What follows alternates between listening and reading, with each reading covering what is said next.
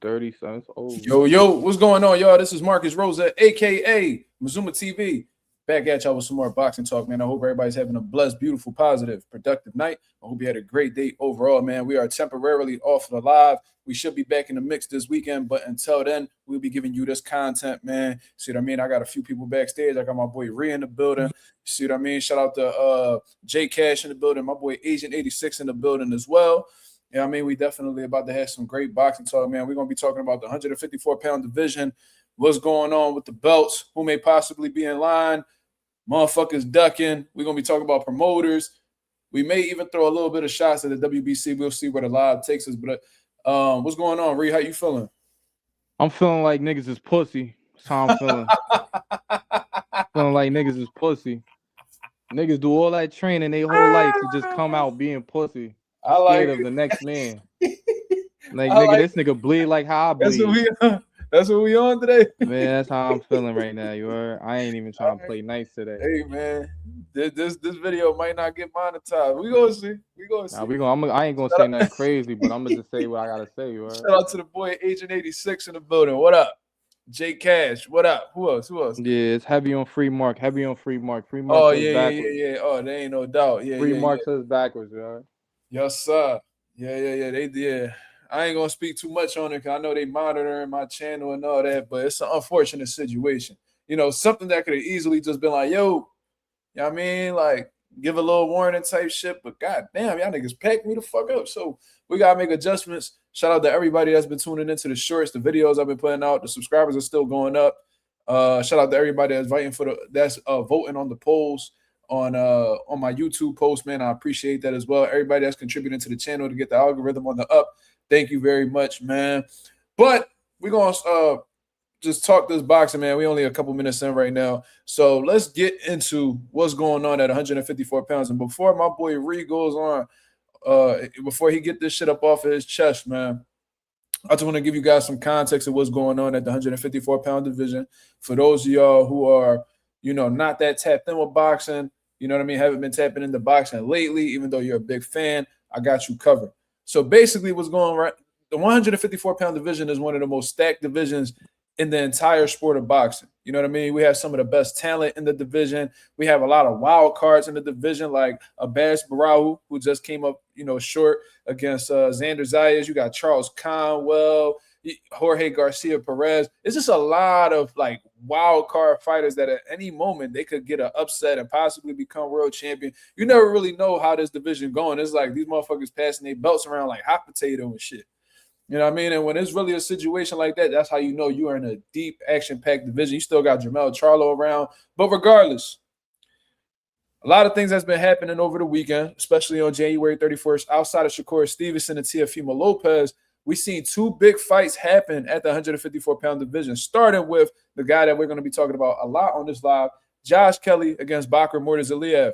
Bakr Murtazaliev was the boogeyman of the 154-pound division. If you let anybody tell it, a good portion of boxing fans would agree to that sentiment just based off of a lot of people not being optimistic to fight him, you know, them having their reasons as to why they're not going to fight him, and, you know, him being inactive as a result of having trouble solidifying an opponent. You know, obviously, you know, upsetting, I guess you could look at it as an upset. You know, him knocking out Tim Tszyu and stuff like that, and the fashion that he did it in, it was a statement in the division, and it made a lot of people hesitant as a result of that. Josh Kelly finally steps up to the table. He gets that opportunity against Bakr. A lot of people doubt Josh Kelly going into this fight. You know, they didn't really think that he had what it took, but obviously he did. He got a big upset, knocked down Bakr. He came off of the canvas himself, was able to get the victory, rightfully so, in my opinion. And since then, a lot of people have been wondering what Josh Kelly is going to do next. On the other side, you got Xander ZAYAS, who had just became champion in his last fight against Jorge Garcia Perez, going into a unification fight against Abbas Barrahu, who came off of an upset victory against Yoenis Tellez. So these guys both face each other in Puerto Rico, man. It does a crazy crowd. There's celebrities in the building. They had motherfucking Daddy Yankee and Tito Trinidad sitting next to each other. It was really some iconic shit going on over there. And for those of y'all who tapped in with Puerto Rico, you already know how iconic both of those guys are in themselves.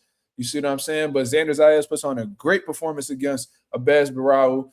I thought he outboxed him quite. I'm not gonna say easily because it was definitely competitive in spots, but he definitely was the clear victor in my opinion. So now Xander ZAYAS within 2 fights. His last 2 fights, he's unified the division. Very impressive. You got Josh Kelly upsetting the boogeyman. Very impressive. And then you got people around the division, late last year who was able to get some statement victories. You got Virgil stopping Lubin in 2. You got Boots stopping Luis Malima in 1.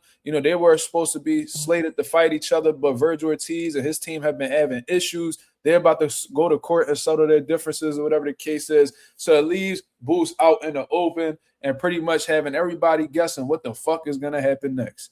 And this is why I'm going to be a little bit critical of Eddie Hearn in this situation, man. And I got the video right here just to prove it. Eddie Hearn, he's a promoter, right? So promoters could be very misleading at times with things that they say. A contract could say one thing and they could say another. And it may not be them just being they may not be being misleading intentionally, but at the same time, I do think that they use certain word choices to throw fans off or keep fans guessing. You see what I'm saying? So I'm gonna play this video right now.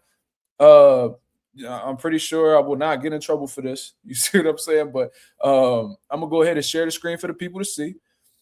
And we're gonna hear what Eddie Hearn says. I'm gonna just use this short clip and y'all let me know if I'm tripping or not. Right? Let's see this. Let's hear what Eddie Hearn has to say. Shout out to Sean Sattel for the interview. For us, but I just feel like that's the best fight in boxing, so hopefully we can get it made.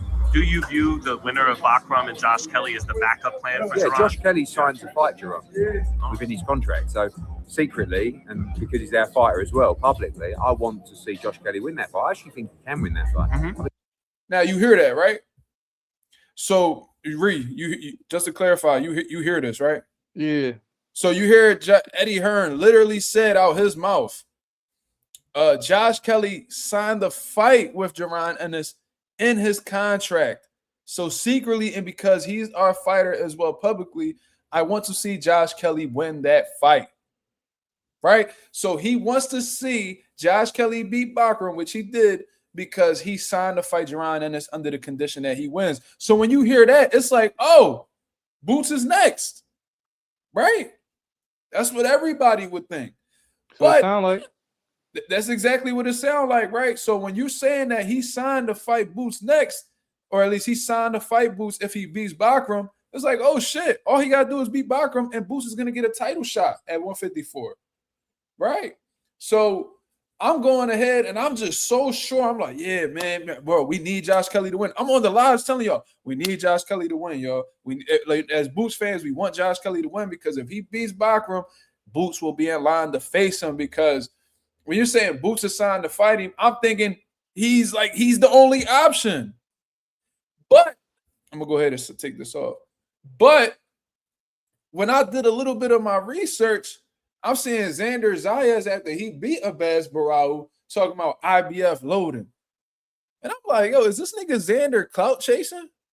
Because if he didn't hear these interviews with Eddie Hearn, if he heard these interviews with Eddie Hearn, he would have known that Boots got next. So why is you claiming you're going to fight for the IBF when you know Boots got the spot? But the whole time, I'm misled.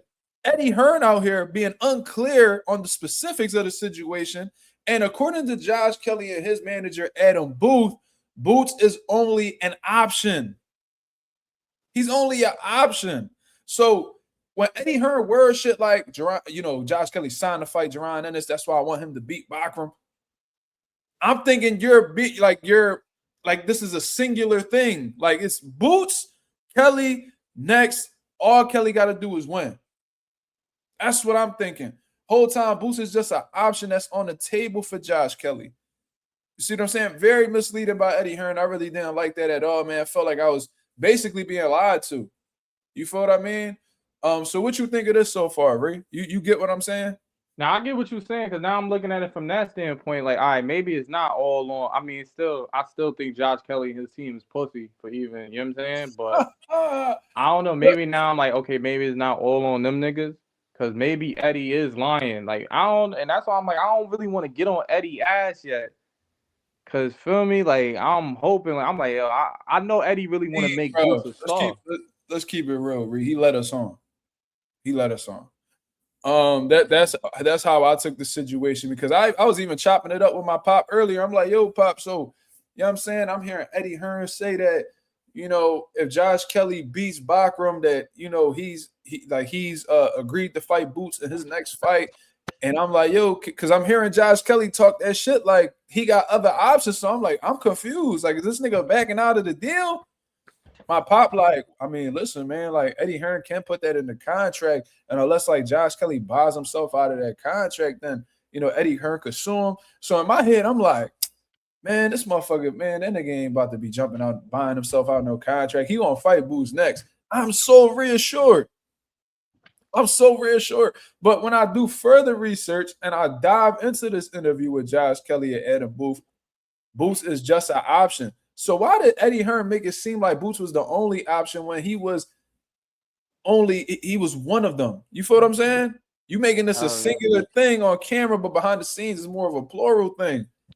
Josh Kelly could be like, yo, we could get this fight over here, we could get this fight over here, and maybe we could get Boots. So let's share the screen. This is Josh Kelly. Shout out to my boy Agent, not Agent 86.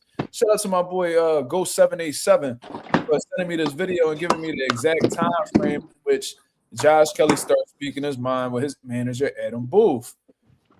So this is his trainer and manager, by the way. So let's go ahead and share the screen and hear what Josh Kelly got to say, man.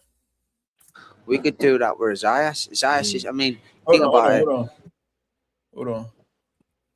We're looking to do a stadium fight next, and I think with the support I got from the Sunderland fans in the Northeast in a whole, we could do that with Zayas. Zayas is, I mean, think about it. Boots hasn't got any belts, right?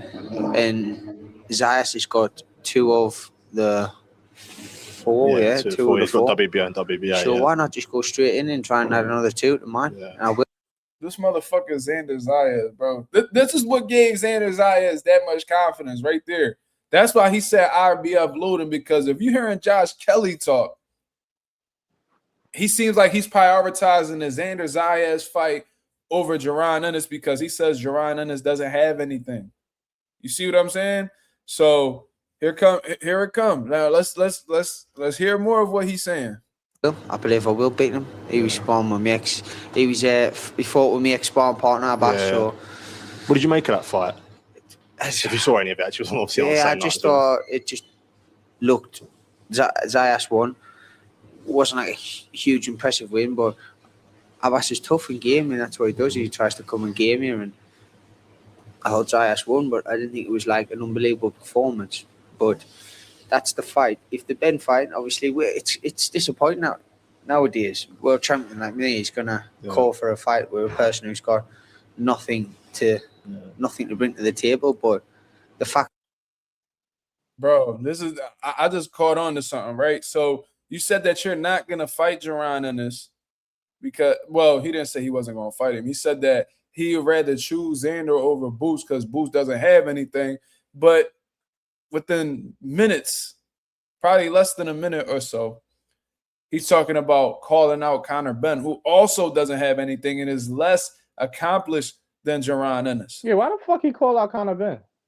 Yeah, and Conor Benn, and see, Conor Benn just said that he said his next fight gonna be at 147. So if he's saying that, why even bring Conor Benn's name up? Let's continue. So Boots, that's not at the top of the line because he ain't really got shit. But you about to call out Conor Benn. You're contemplating calling or getting a fight with Conor Benn when he doesn't have any titles, never been champion, point blank, period, and isn't even contemplating campaigning in your division right now. Very interesting. That he's got such a big name.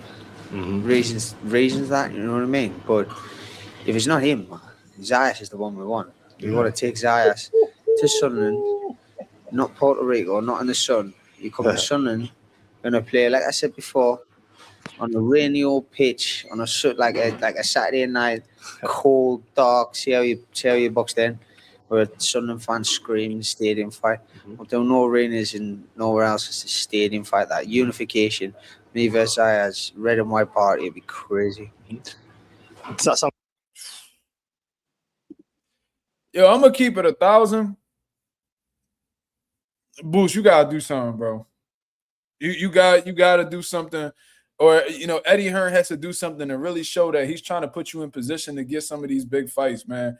I don't know exactly what that entails. You may definitely, for a fact, you're gonna have to go to the UK for this. Like, there's no way you're gonna have to give this nigga Josh Kelly whatever he want if you want to stamp yourself in this division, bro. I ain't gonna lie to you. This nigga Xander ZAYAS has been taking all of Boots' opportunities. All of his opportunities. Bro, that motherfucking WBA title, Boots was a WBA interim. I was trying to tell people when Abbas Barao was available for negotiations, he said he was getting several offers and he was just weighing his options. I'm like, yo, Eddie Hearn, Jaron Ennis needs to call Eddie Hearn and sit down with Abbas Barao and sell this nigga a dream so Boots' next fight could be for the WBA. What happened? They were too busy focused on Virgil. They was too focused on Virgil when the main objective when going into the 154-pound division with Jaron Ennis, and he said this out his own mouth, is to get all of the belts, right? And listen, Virgil Ortiz and Boots is one of the biggest fights to be made. I get it. I understand. I'm not mad. Even if the fight is made tomorrow, I'm not mad. But if your main objective is to become world champion and collect every belt, nigga, start right away. I certainly wouldn't have been critical of Boots if he would have fought Abbas Barao instead of Virgil. It's a world title fight. You see what I mean? I'd be like, fuck it. It's not the fight that we demanded, but if it's for a world title and put you in a better position to get bigger fights in the future, then so be it. This motherfucker, Virgil Ortiz was talking about fighting Errol Spence. When Errol Spence ain't fighting about to be 3 years. So y'all can't be mad at Jaron Ennis if he fights an active champion in the division. So I'm trying to urge Eddie Hearn, trying to urge Jaron Ennis, bro, get to Abbas Barao before Xander takes this opportunity from you. You already the WBA interim champ. You could have hit up the WBA to mandate that fight, see if they could do something. You know what I'm saying? You could have reached out to Abbas Barao and gave him some money that he could not refuse. Yo, what's Xander and them offering you? Oh, they offering you this? We'll give you this much more than that, or we'll match that. Whatever the case is. Y'all let that shit slip away. Xander ZAYAS, and little do y'all know, every time this motherfucker gets another belt, his superstardom just rises even more. It just gives him more power in the division. You see what I'm saying? He's just becoming more powerful with each move he makes. If this motherfucker Xander ZAYAS gets this IBF title shot against Josh fucking Kelly, bro, before Jaron Ennis even gets to it, Boo's gonna be in a fucked up situation. It's like, all right, this motherfucker got the 3 belts. Now you're gonna have to give Xander whatever he wants. This motherfucker might want 70-30. He might want 60-40. Like, you're gonna have to bend to his demands if you want that opportunity as Xander ZAYAS. And this is another fucked up thing. Xander might get that 3rd belt off Josh Kelly and be like, you know what? Fuck it. That motherfucker Fundora don't want to fight me. I'm moving up. Now all the belts are vacated. They all, all over the place. And now you got to scramble to get 1 belt at a time all over again. You see what I mean? So instead of being able to get that shit in 1 to 2 fights, now 3 different belts, they all separated. Now you got to deal with, the number 1 and the 2 guy fighting each other. Then you got to sit and wait to see who wins that. It just slows down the progress tremendously. So it's a real fucked up situation if you Jaron Ennis. That's why I was like, bro, before it gets to that, Eddie Hearn needs to sit down with Josh Kelly and make this fight extremely enticing for him, where he has no other choice but to fight Jaron Ennis, because it would just make too much sense financially. This motherfucker is talking about fighting Conor Benn over Jaron Ennis. And Conor Benn not even in the division. Absolutely insane, bro. What you got on this, Ree? I ain't gonna lie, man. My son is really feared, and it's crazy. And it's like, I ain't gonna lie, if I'm Boost right now, you gotta get on Eddie's ass. Like, yo, Eddie, I signed with you an extension. I trust in you. You supposed to help me, feel me? get these fights, this shit not looking good right now. Because if Xander get that third belt, it's over with. It's over with. Shit cooked, bro. I'm It's trying to over tell you. with. That nigga, you ain't gonna be able to tell that nigga Xander shit. He gonna think he the next Mark Anthony in that motherfucking country, bro. That nigga gonna act like he too good for everybody. He gonna be frying niggas at that negotiation table. Boots, you ain't no champion in this division. I got 3 belts. You wanna fight? That nigga gonna start talking to him in Spanish and all. Nigga might say, yo, bullshit, yo, nigga, your ring walk is only you. You gotta wear white shorts, all right, when you come into my country. They all Puerto Rican judges. All Puerto Rican judges. You can't throw no jabs. I'll tell that nigga Boots, you can't throw no jabs, nigga. You know what I'm saying? No head. You gotta fight with one hand. No head movement. Yeah. You know what I'm saying? You can only move your feet 3 times in a round. Each round, you can only take 3 steps in the ring. That's what that nigga gonna tell him. Let me see. Yo, this shit is crazy, bro. Yo, I'm trying to tell you, Boots. Yo, Xander out here making the chess moves, man. This boxing moves, world. You can't let him capitalize Y'all off niggas your is scared of that man, boy. This shit is crazy. I never. Let me hear the rest of what Josh Kelly's saying, bro. Because he see, this is why I'm not really too fond of motherfuckers getting world titles. I ain't gonna lie, bro. That's how I feel about Floyd Schofield. Oh my God, this nigga get this WBA title, bro. He gonna draw. It's over with. It's over with. That nigga gonna hold that belt for dear life. That nigga gonna be the longest reigning champion at lightweight in lightweight history. That nigga gonna have like a 12-year title defense, just fighting nobodies. Even if Boots enforce a mandatory, that shit not gonna do nothing. I mean, listen, the IBF don't play that shit. So I don't know. But it'd be dope if the IBF be like, yo, we mandate Josh Kelly to fight Jaron, and it's like, all right. You know what I mean? But I don't know. Yeah, but Xander the type, he like, nigga, I already went undisputed. I already got 3 belts. I'm moving up. There's nothing else for me in here. You know what I'm saying? Like, he like, oh, Fundura's a duck. I'm going up to the next division, and niggas gonna be like, oh, all right. Now Boots got to struggle to get them. He gonna have to struggle to get them 3 belts together. And this is my point too. That's the thing. That's why I was saying earlier. I was like, yo, I wanted Xander to be top 10 in the pound for pound shit. Because I'm like, if Boots, that could have been something like, you know, Boots get that Xander fight. That's an accomplishment. Like, yo, Boots be the top 10 pound for pound fighter. So niggas can't really talk that resume shit. 3 belt holder, 2 belt holder. You know what I'm saying? But yeah, man. Let's see. Good to you, Adam. If you look at options, would you think Xander ZAYAS would be the front runner for you, or Conor Benn, as I said? Well, it is. I mean, commercially, in the UK, historically, they love big domestic rivalries, and which is why the name Conor Benn has been brought up, because his domestic name. He not fighting at 54, you fucking dummy. Why the fuck they keep mentioning this dude name? Like, y'all niggas, they bringing up Conor Benn name more than Boots. Like, what the fuck, bro? He said he going to 147, and they said they gonna put him in line to face the Barrios Ryan Garcia winner. That's what he's lined up to do. Niggas not worried about you, bro. You want a domestic rivalry? We'll find a motherfucker from the UK that fight at 154 pounds, bro. Like, I don't know why y'all keep bringing him up. He's not on the board, bro. So it's like, if you bringing up Xander, all right, cool. But Conor Benn being placed over Jaron Ennis is fucking ridiculous. I'm almost willing to bet that if Jaron Ennis went to the UK, that shit'll do stupid numbers too. One thing about the UK, they gonna understand how dangerous Jaron Ennis is, and they're gonna want to back their guy going into the fight. So when Errol Spence went over there against Kell Brook, they ain't do no numbers. That fucking stadium was packed. Let me see. What stadium they fought at? I'll tell you right now. They had 27,000 people.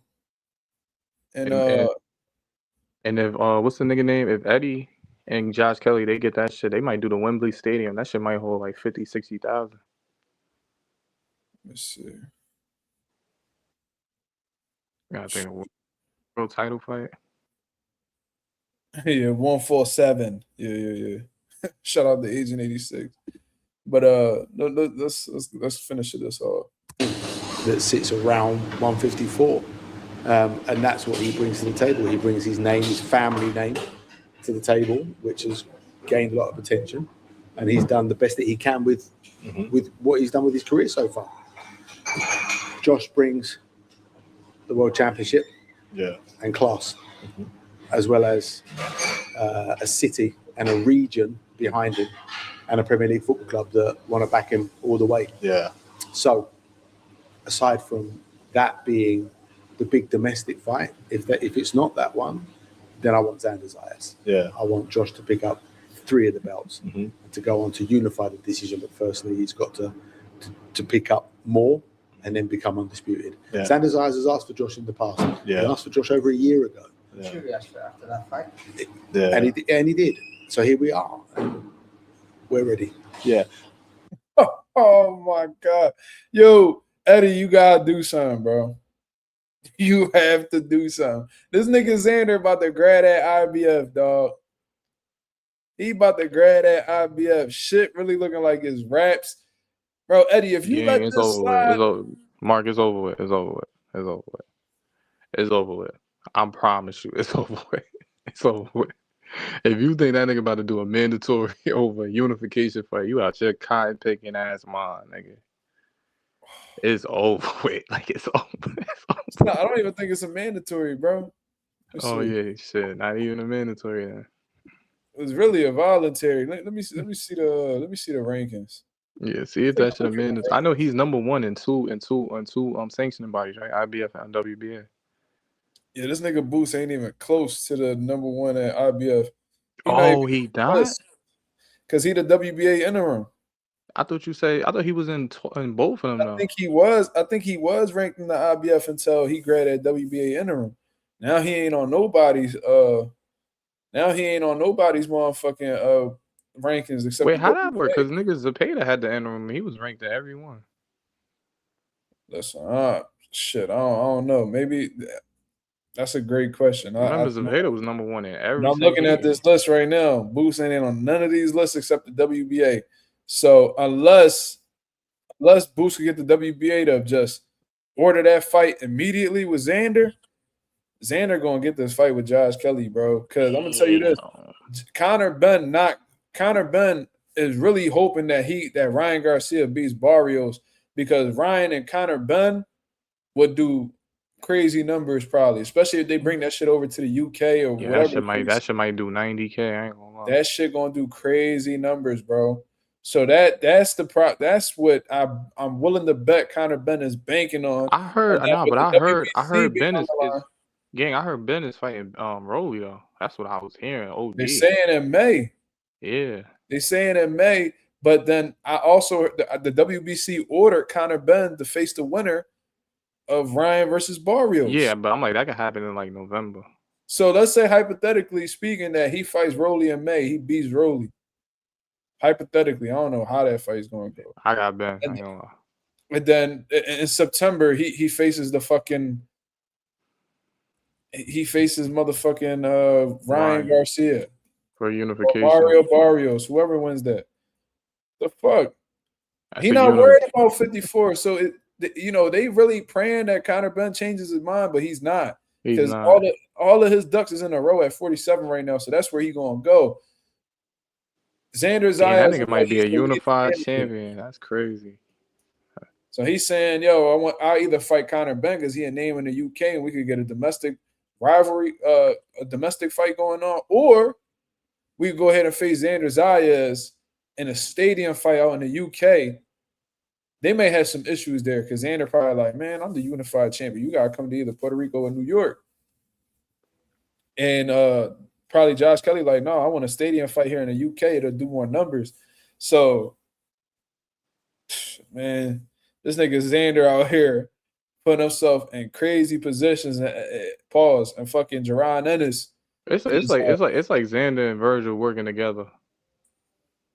No, really, like, Virgil, distract this nigga. Like, distract this nigga. Yeah, Virgil, stay without the world title and distract Boots while I get these other ones. I get all these straps. And let's say Fundora beats Keith Thurman, then they mandate Virgil to fight Sebastian, and Virgil beats Sebastian. Now that's fucking Boots without a belt.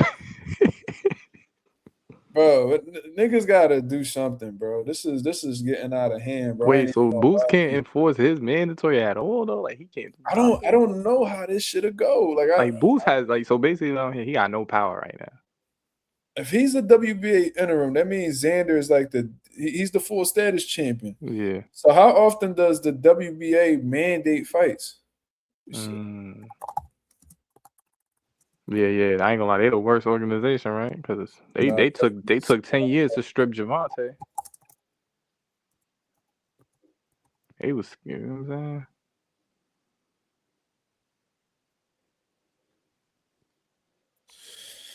The WBA typically requires champions to fulfill mandatory obligations at variable intervals. What? Often allowing for voluntary defenses first. God damn, bro. So they typically allow you to do a voluntary defense before they order you to do anything. While rules can be modified by the committee, so there is no time frame. It's really to their discretion whenever they feel like doing it.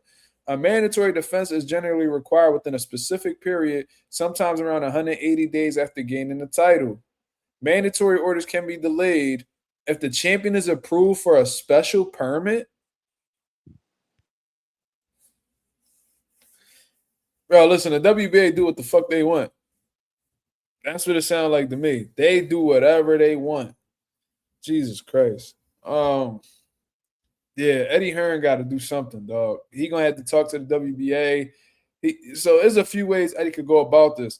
Sit Josh Kelly ass down and give him an offer that he can't refuse, so he fights Boots out in the UK, or he hit up the WBA to see if they can enforce Boots to be Xander ZAYAS mandatory. Like, that's really the only way to go about this shit. And that's if the WBO doesn't enforce a mandatory first.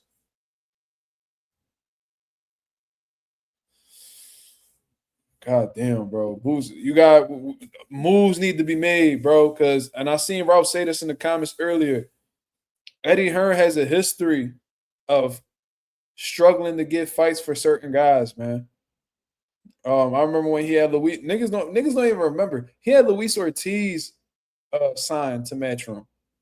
And the whole thing was, oh, you signed with me, I can get you a fight with Anthony Joshua. Right? Cool.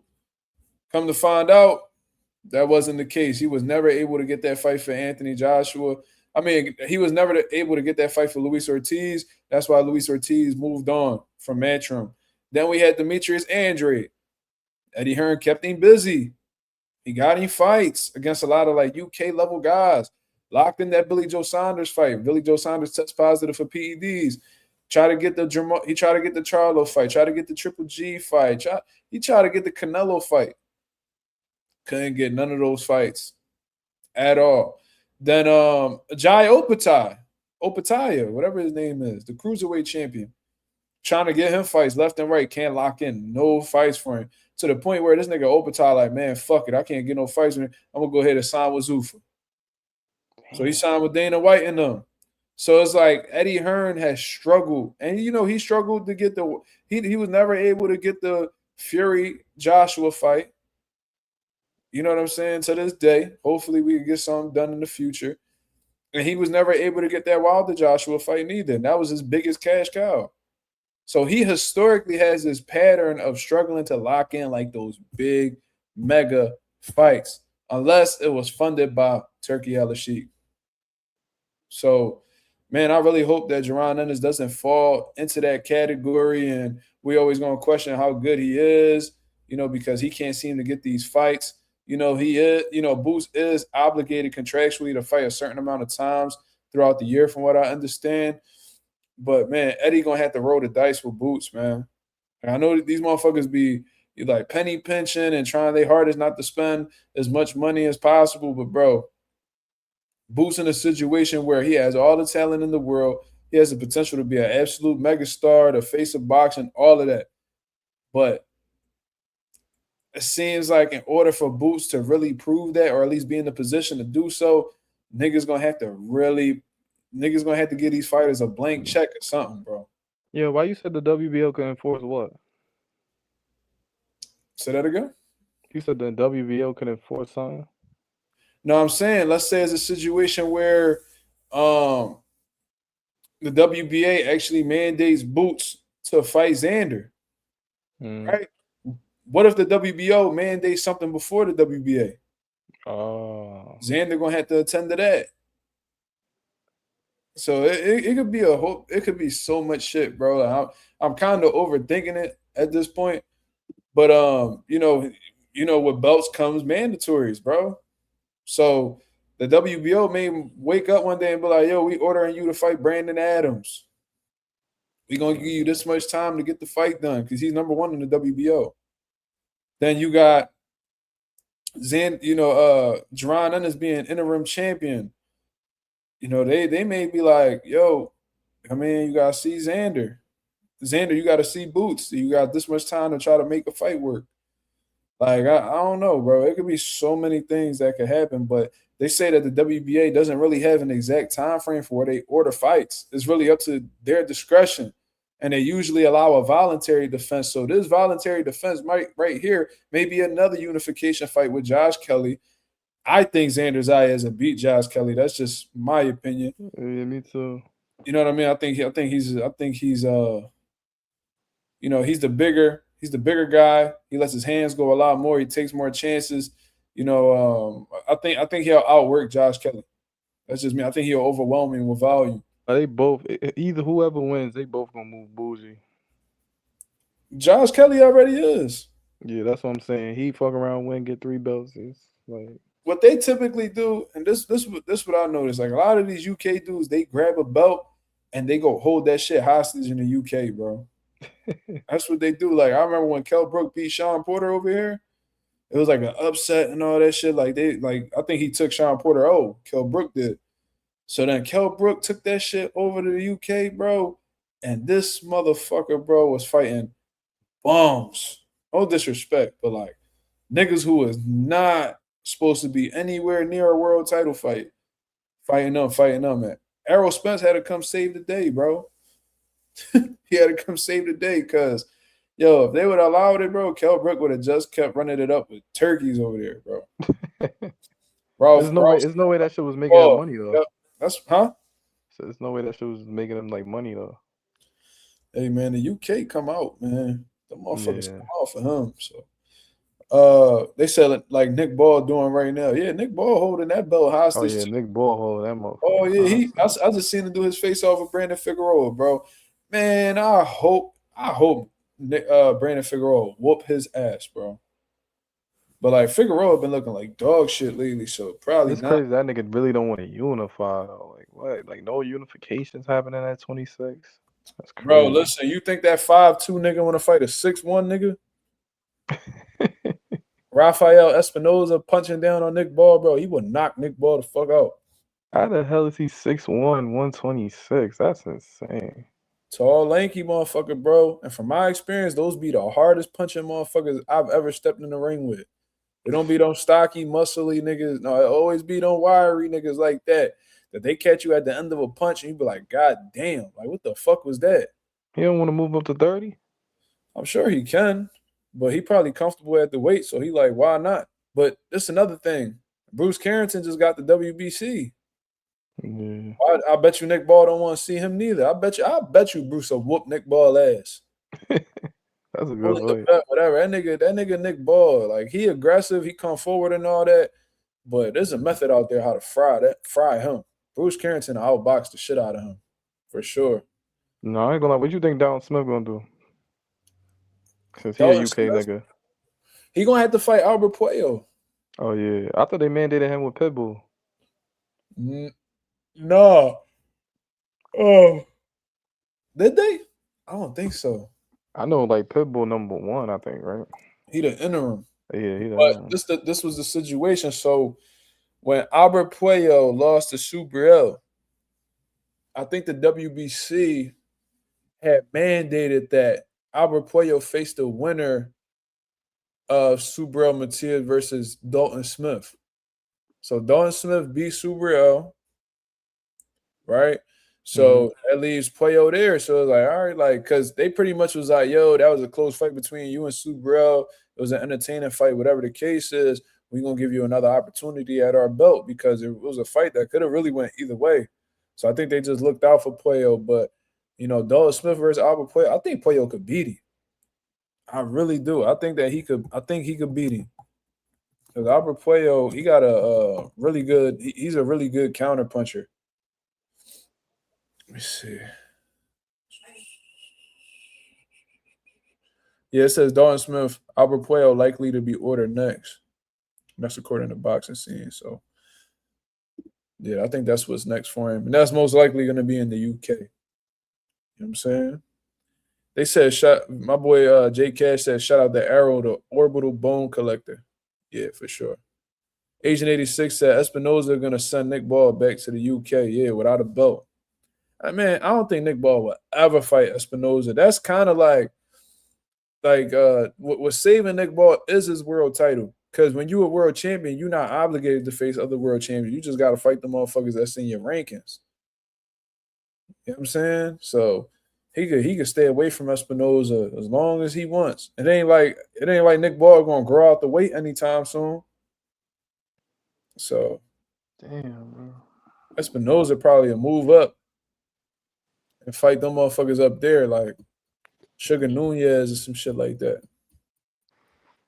So wait, let me get this straight. I ain't gonna lie, I'm gonna keep it gangster. I think Thurman low-key could beat Fundora, but that's besides the point. Yo, so you know the way he been talking? I think Thurman, I don't know. I looked at that reaction test.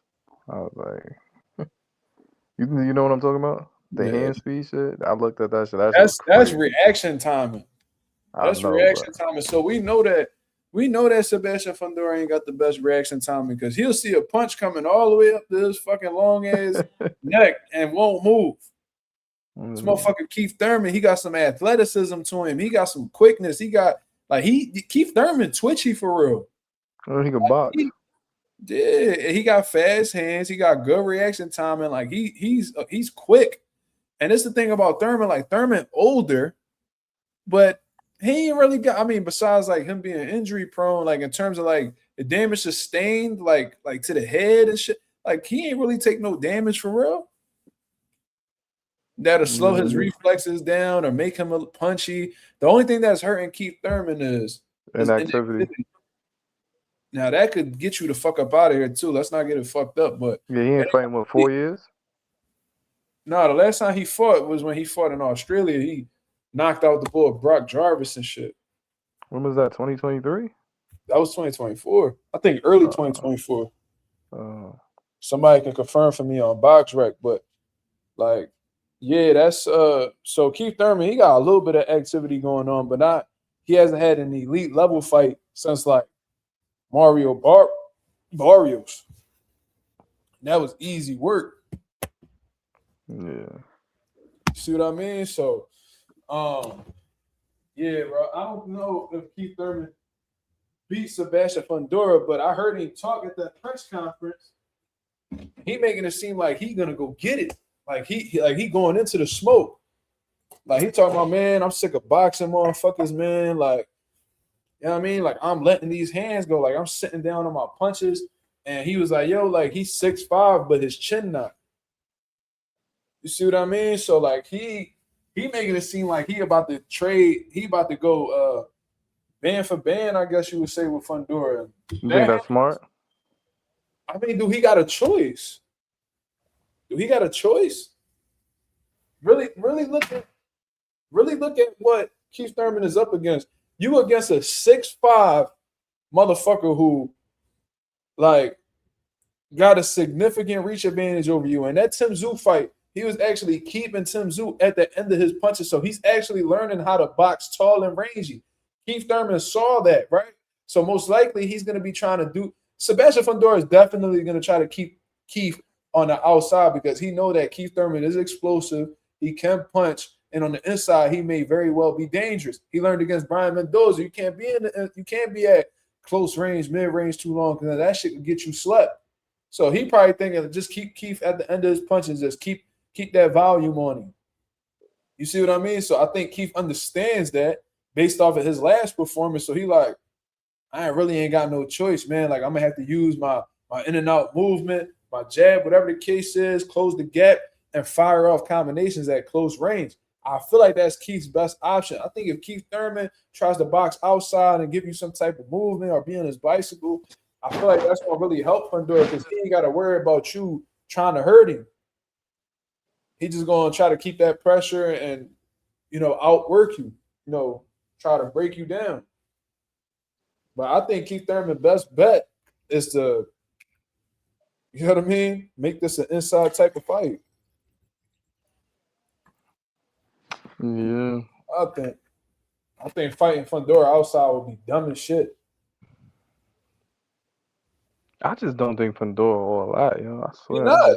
He not. But one thing about Fundora though, he a fucking dog. He got a shit ton of heart, and that motherfucker let his hands go, bro. And niggas, you know how niggas was talking about, Teofimo Lopez, he rides to the occasion when he fight. Fundora one of them niggas too. Fundora one of them niggas too. Like I've seen him look mediocre in fights. There was fights coming up that I thought he lost, right? Mm-hmm. But then it's like when you put him in there with a motherfucker who, is looked at as dangerous or could possibly beat him outside of the Brian Mendoza fight. He be whooping on niggas. Like he made Tim Tszyu quit, nigga. Made him quit. And Tim Tszyu was running around calling himself a throwback fighter. This nigga came off the canvas against Erickson Lubin and fried him. Like really fried him, bro. Like he be doing this thing. Fundora, he a duck for real. Like he don't be wanting to smoke with certain niggas, but when he get in there with motherfuckers, bro, he got a little solid resume, bro. He really do. How you think that shit would have went with him and Spence?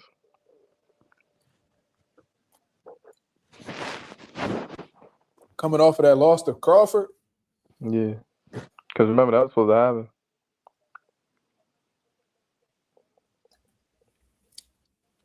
I don't know because I don't know what's left of Errol.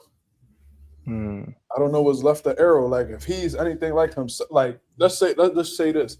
Let's say Errol Spence didn't take that punishment against Terrence Crawford. Like he ain't fight Terrence Crawford. Like you got, a solid version of Errol. He got the recipe to stop Fundora. Really. You know what I'm saying? Like he got a solid jab. He love to go to the body. He responsible with his hand placement defensively.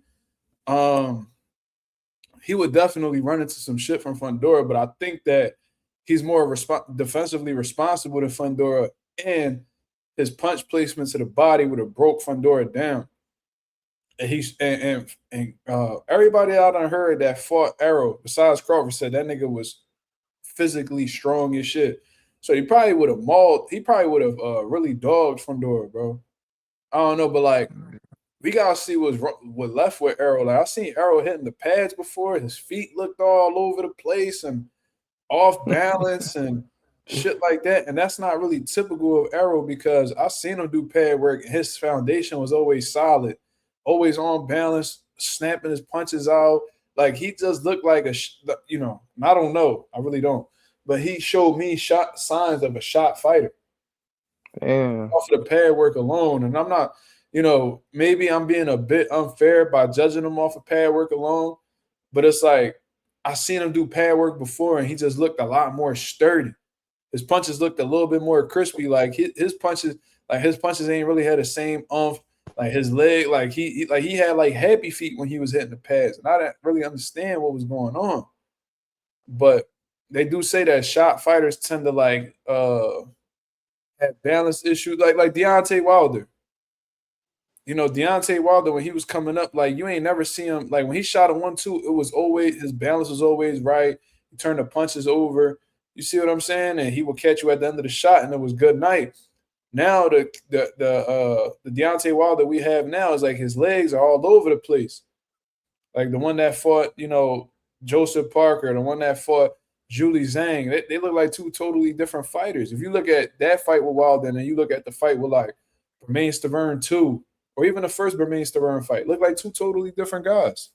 So I don't know how Errol Spence and Fundora would have did for real. You know, it seemed like he was confident with coming back, but obviously Errol Spence sees something within himself that lets him know that he's not ready. He may not ever be ready to keep it real. Yeah. So I don't know, man. Super weird. All right, let's get on the WBC ass. I spoke on it on the last video that I put together, but we gonna speak on it. We gonna speak about the WBC. Shout out to Josh Kelly ducking ass. We gotta send that bitch ass nigga over to the promised land. You gotta come down to the promised land, That's your boy. 235 acres. We farming our own chickens, homie. Thousands of chickens, thousands. Running around everywhere, quack, quack, quack. Talk about next level shit, homie. Send that bitch ass nigga right back to the promised land. Scary ass nigga. That shit really crazy. Like, yo, it's like I don't understand how niggas can respect these niggas, man. That shit. Yeah, Hey these man, niggas, so we gonna see. You know what I mean? Let's not judge Josh Kelly. these niggas been boxing their whole life to be scared of another nigga that bleed. Like you bleed I don't like like how how the way bleed, he's nigga. talking. Whatever the case is, but we'll see. Maybe Eddie Hearn could do some convincing. We'll see. So let's talk about the WBC, man. The WBC showing they crooked ways once again. So for those of y'all who don't know what I'm talking about, man, WBC has stripped Shakur Stevenson coming off of the biggest win of his career against Teofimo Lopez at 140 pounds, January 31st at Madison Square Garden. With beating Teofimo Lopez, he ended up gaining the WBO super lightweight title along with the Ring Magazine title. And I think correct me if I'm wrong, but I do believe that he's also considered the lineal champion as well because he beat the man that beat the man. You see what I mean? So Shakur Stevenson, great win. Finally got a signature win in his career. Completely destroyed Teofimo Lopez, neutralized and made him look like a rookie, man. It was a sensational performance, but the WBC came knocking on that door, man. Them niggas wanted $100K off rip. Well, at least that's what Shakur Stevenson said. The WBC said that their reasoning for stripping Shakur Stevenson wasn't because he refused to pay $100K, but it was because per the WBC's rules, their policy, whatever they want to call it, you cannot be a champion in two divisions at the same time. Now, Shakur Stevenson calls bullshit on this, and I believe him.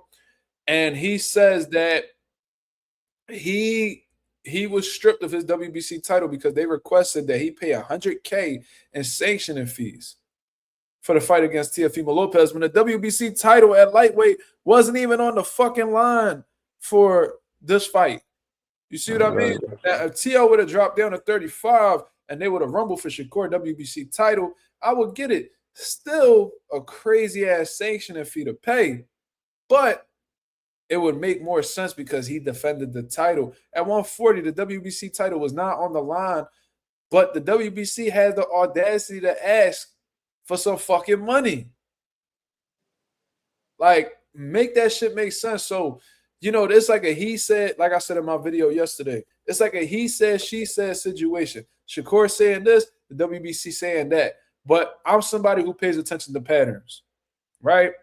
So I've seen the WBC in the past try to charge people shit tons of money in order to maintain their championship status. We could go all the way back to Miguel Cotto when he was getting ready. Was it for the Canelo Alvarez fight?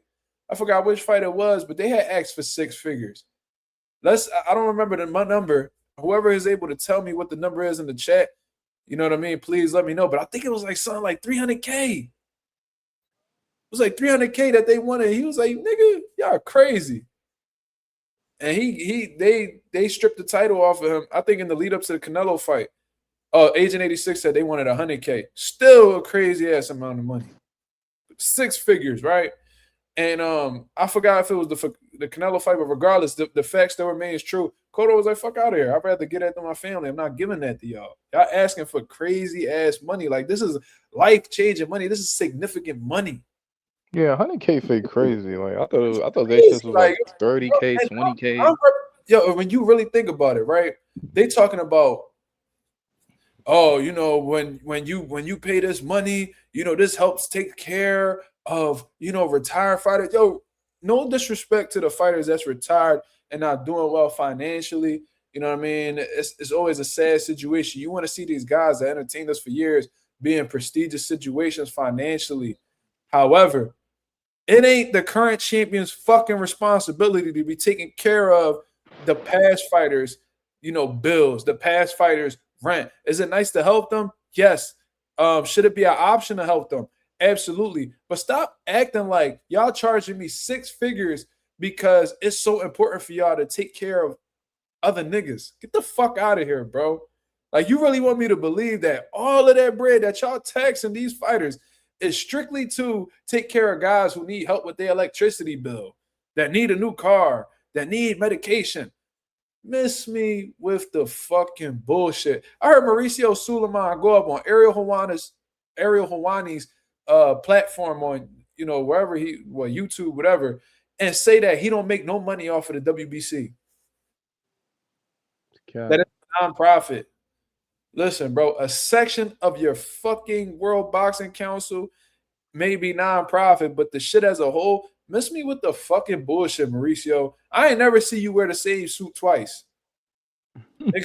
Fuck is you talking about? You over here talking like, oh, we got construction companies, and so you doing all this shit for the WBC. You working on that phone, you working on those phones, go, you know, making all these fights happen and making all these different belts off the love of the game.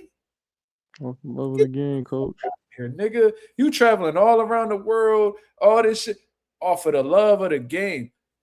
Nigga, you doing it for the same reason that everybody else in the game is doing it. You getting paid, nigga. Stop it.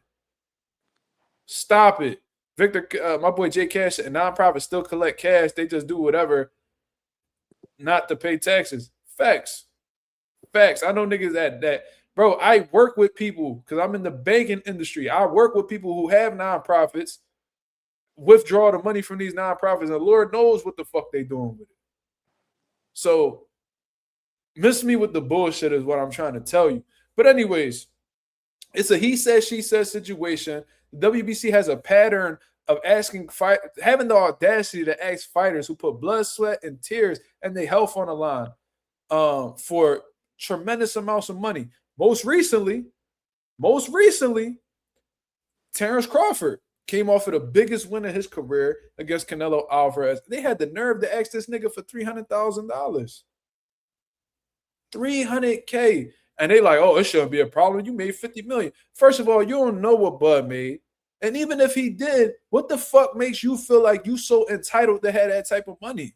Y'all acting like y'all WBC title is the reason why he got the opportunity.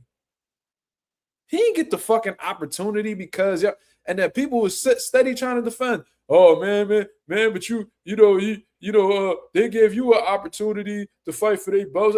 Bro, that shit don't make it right to be charging niggas no money like that at all. Now, they was asking, let's say Bud did make 50 million, and they're like, yo, can you give us like, 10,000? It's like, all right, you know what I'm saying? 20,000 maybe. All right, cool. You know what I mean? Like, I appreciate you guys letting me be your champion here, but fucking $300K? And then you basing this up like you acting like you really that nigga Mauricio really be pocket watching niggas, Ree. Oh, you but I heard you made 50 million, nigga. You can't break me off 300K. That ain't nothing for you. Nigga, how you know what I made? Because you went and did a Google search, nigga. Get the fuck off my dick, nigga. Nigga moving like Big Worm. Yeah, like you tripping. Who the fuck?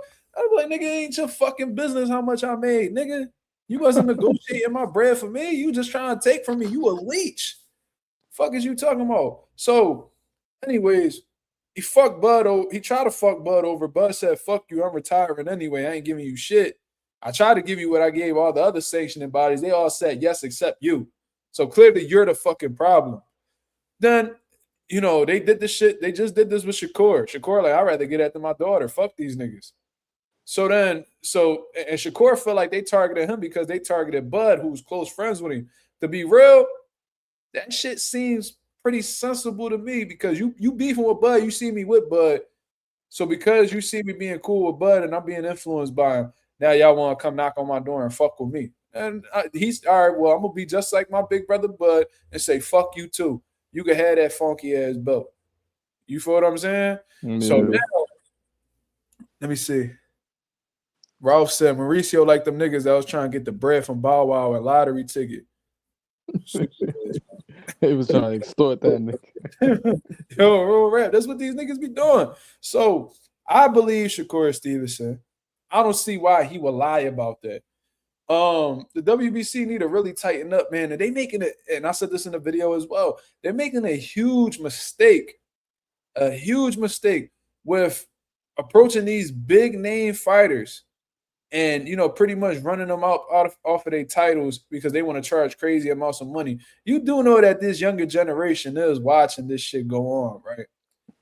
You know, like, and niggas like Shakur, who are very big names in the sport of boxing, you know, Bud is looked at as like the new GOAT of our fucking generation. They're highly influential people. You know, like, what, and I know this because I did a whole video segment where I'm asking all the kids in the gym who their favorite fighters are. Bud was on the list. Shakur Stevenson was on the list, right? And it wasn't a small amount. I got a lot of kids in my gym, bro. They're like, yo, I like Terrence Crawford. Terrence Crawford ringing bells all over the gym, and they young kids.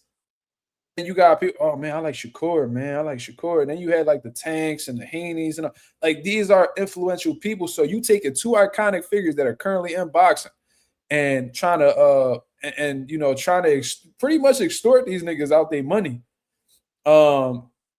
And they calling them out for, niggas like Bud and Shakur calling them out for being corrupt. The young kids hear that and be like, oh man, I don't want to deal with the WBC when I get there. Them niggas ain't about to do that shit to me. And as a result, y'all reputation may go down the drain and they may gravitate more towards belts like the Ring Magazine, because guess what? You ain't got to pay for the Ring Magazine belt. You just need to beat the best nigga in your division in order to do so, to obtain it. You ain't never got to worry about the Ring Magazine knocking on your door and asking you for $300K. And it's a historical belt, just like the WBC. So if that's the case, which one you going to go with? You got two historical belts. One extorts you, the other one doesn't. You just have to do what you have to do as a fighter in order to get the Ring Magazine. Which one you going to gravitate more towards? The fucking Ring Magazine, right? Yeah. So that's what it is, man. And listen, the WBC is so against what Turki Al-Sheikh got going on because, he's trying to get one belt in the sport of boxing and they pretty much trying to kick out all the other belts. And, I still with the WBC in that situation, but guess what? Y'all moving greedy like this, y'all pretty much helping these niggas eliminate you. You eliminating yourself. Doing this type of shit, you literally harming yourself and you're ruining your reputation. And that's how shit starts to go south. It starts with the reputation and the business decline shortly afterwards, just like with Don King. Soon as he had this stain on his jacket that he was this crook and he was fucking people out with their money, his reputation went down the drain and his business went right along with it. View the WBC, the last thing you want to do is come across as a crooked organization. You see what I mean? But Mauricio is too arrogant to understand that. He thinks he's always in the right, that what he does is fair, but everybody knows the type of bullshit that you be on, and that may hurt you later down the line when trying to promote yourself as like the boxing's best belt and shit. You see what I mean? Another thing, and this is how I know the WBC is corrupt. Check this shit out, Reed. So 2019, this was 7 years ago. Canelo Alvarez was at 160. He was pretty much moving all over the place. But in 2019, Canelo Alvarez had the WBC middleweight title, right, Ray? Check this shit out. So, Canelo Alvarez from 160 jumped up to 175. Look how similar this is, Ray. He moved up 2 weight classes and fought Sergey Kovalev for the WBO light heavyweight title. He still kept the WBC middleweight title. He beat Sergey Kovalev. You ain't never hear the WBC strip him days after his fight with Kovalev. Yep. Never. Canelo Alvarez, I think he vacated the shit. No, I think that he wasn't able to, he wasn't going back down to 160 no more, so they took the belt from him. But that's literally the only reason why. They wasn't like, oh, Canelo, you got to pay us this much. Canelo like, I ain't paying y'all that. All right, well, we taking the belt 3 days after he fought and shit. No, that's not what happened at all. They let the nigga keep the belt. But this is the thing. This is what I was asking in the video I put out. Let's say the WBC, let's say Shakur paid them niggas the $100K. You think they would have let go? You think they would have stripped him? Fuck Probably. no. Yeah, no. So that just lets you know that they have rules, but for the right price, they'll ignore the rules or put the rules to the side.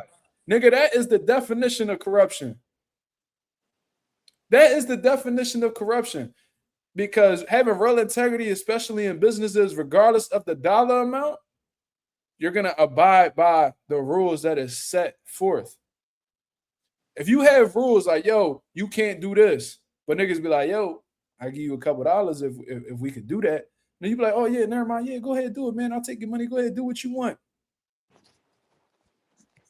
It's smelling like corruption out this motherfucker. You feel me? So this is why nobody trusts the WBC no more, man. Mauricio Suleiman ain't got no motherfucking shame. Shout out to Shakur Stevenson. I hope motherfuckers keep vacating that title. Damn, it's like they making it hard for niggas to even try to be undisputed.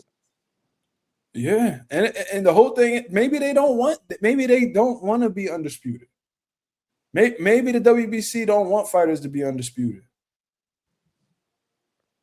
Because that probably involves them having to, lower their percentage so they could pay the other sanction, so fighters could pay the other sanctioning fees. I don't know. But what I do know is Mauricio ain't got no motherfucking shame, bro. He's a corrupt motherfucker, bro. They just forced Shakur to stay at 40, which is great. Yeah. They just basically that nigga J Cash said corruption is bad if I am not involved. Yeah, that's definitely Mauricio.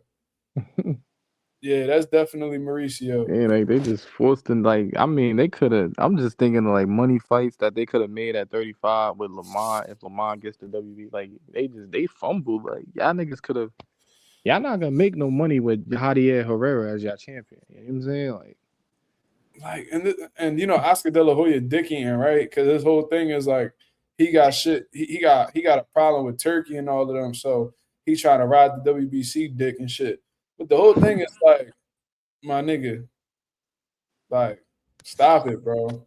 Like, just like Oscar really getting a terrible reputation too. Like, bro, why don't you just go satisfy? Why don't you tell the WBC to go get Virgil a title shot, nigga?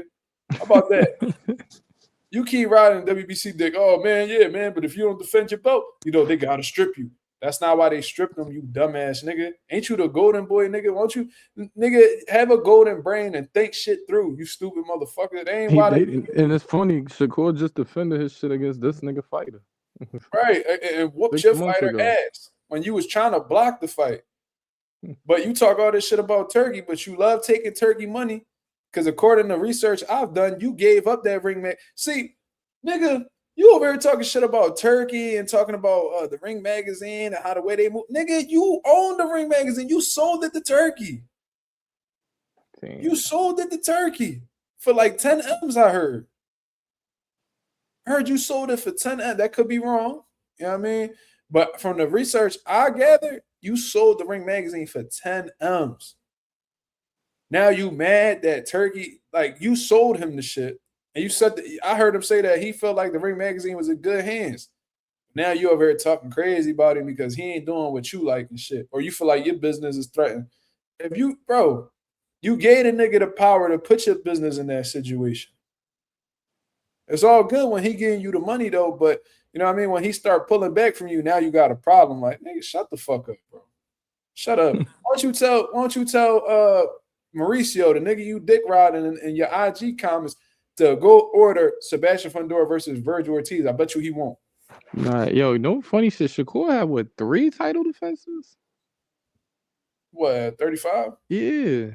He may have had more than that. But I know that I think he picked up the WBC after he beat who was that? Beat De Los Santos for it. Or what? It was De Los Santos? Yeah, that was a vacant belt. So then after that was Artem, Padley, and Zepeda. He only had 3 title shot defenses. Yeah. Is it really? Let me see. Yeah, you're right. Yep. 1, 2, 3. Yeah, he only had 3 defenses. He was supposed to defend against the one bull, but he broke his hand. Cordina. Joe Cordina, yep. But yeah, he only got 3 defenses. But still, it's like. No, I'm saying that as like I'm saying like he was defending his shit for real. Right. And he said that he was paying them niggas, but yeah. How the fuck you gonna charge niggas, bro? It's like, let's say let's say you in a hotel. Like I'm sure you've been in hotels before, and they got that one section where all the vending machines is at. Yeah. Let's say they got the snack machine here and they got the soda machine here. And you grab something out the snack machine. Now imagine a motherfucker, imagine a nigga who running like the hotel lobby, be like, yo, you know what I mean? You gotta pay, you using that snack machine, man, you gotta put $2 in the soda machine. For what? I don't want anything out of the soda. I didn't use the soda machine, so why do I have to pay anything for it? They're not gonna be able to give you a logical answer. Why the fuck is there was just policy? Just policy. A belt he didn't defend. Man. It's a valid question. Why do you want me to pay you a sanctioning fee when I didn't even defend the title? I didn't even defend that title. I didn't even fight in the weight class that I had the title in, and you charging me $100K? Who the fuck you think you are, bro? Like, what the fuck? Like, imagine being like, it's the arrogance that's frying me, bro. More, like almost more than the money. Like the money amount is crazy, but the fact that you have the fucking nerve to come up to me and tell me that you need, not that you're not asking for $100K, you're demanding $100K in order to maintain your fucking championship status. Like, what the fuck? You crazy? Oh yeah, if you give us $100K, we let you keep your title. Nigga, fuck you. Follow your rules, nigga. Yeah, that's crazy. Yeah, that's nigga said follow your rules. That's what I would have told. No, I say, yo, what your policy say? Oh, you can't defend titles at the same time. All right, we'll get it. Take that fucking belt then. Fuck you talking about, nigga? You about to override your rules for $100K? You fucking corrupt motherfucker. Yo, that shit crazy. They didn't even get a nigga time to make a decision though. Like, yo, you staying? Yeah, that's how you know they ain't really want him to have that. They ain't want him to have that. They gonna beef with whoever associated with Turkey Al-Sheikh and them. I'm surprised they ain't come back. Watch, they probably not even gonna be looking to give Dev an opportunity at that WBC. Oh, you don't think so? I feel like they at war with them niggas, man. They don't want nothing to do with Turkey Al-Sheikh and them. They've been at odds, bro. Ain't Turkey's situation was with but like Turkey, he had the Matias and Puello shit. That fight was for the WBC, and that was on his card. Who? Matias and Puello. Well, no, so it's like they can't really avoid each other, but they really not fucking with each other because they know what Turkey Al-Sheikh's intentions are. He going all in with the TKO Zuffa shit or whatever, you know what I mean? And he's attempting to isolate the sanctioning bodies from his company. You come over with Zuffa, the only belts that you'll be able to fight for is the Zuffa belt and the Ring Magazine belt. Anything outside of that, you cannot fight for. Oh, wait. So Zuffa, you can't even. Oh, so wait, Ja can't go undisputed at cruiserweight. No. Oh, I heard Dana White say that. Like, nah, like we're not dealing with other sanctioning bodies. Like the Zuffa belt and the Ring Magazine belt is the only belts we letting slide over here. Like if you know what I mean, we not dealing like with its own league. Exactly, that's what it is, and that's why they trying to modify the Muhammad Ali Act so they could actually like have leverage and, do shit their way. Oh, now I'm starting to know what that shit is. Yeah, so the WBC like, no, y'all niggas trying to take food off our plate. You know what I mean? We trying to fuck these fighters over and y'all over here trying to save them. So so they upset like, man, fuck these niggas. They trying, and then Zuffa and them like, fuck y'all. Wait, so you agree with the Zuffa shit? You on board with that? I gotta see, man. Like, my whole thing is like, show me what you talking about. Like, you know what I mean? If the fight, this is my thing. This is the type time that I'm on, and I say the same shit for the music industry. I'm for what the fighter wants, because they the ones who in there rumbling, right? So if they happy with what they're getting out of Zuffa, so be it. If they're not happy, then they should go find a better situation for them. Every fighter is different. So a fighter may be happier, being a free agent and going around and, fighting here. If that's what you want to do, cool. If you're the loyal type of fighter and you want to be all in with PBC, Matchroom, or, Turkey Al Sheikh, Riyadh season, whatever, go do that. You see what I mean?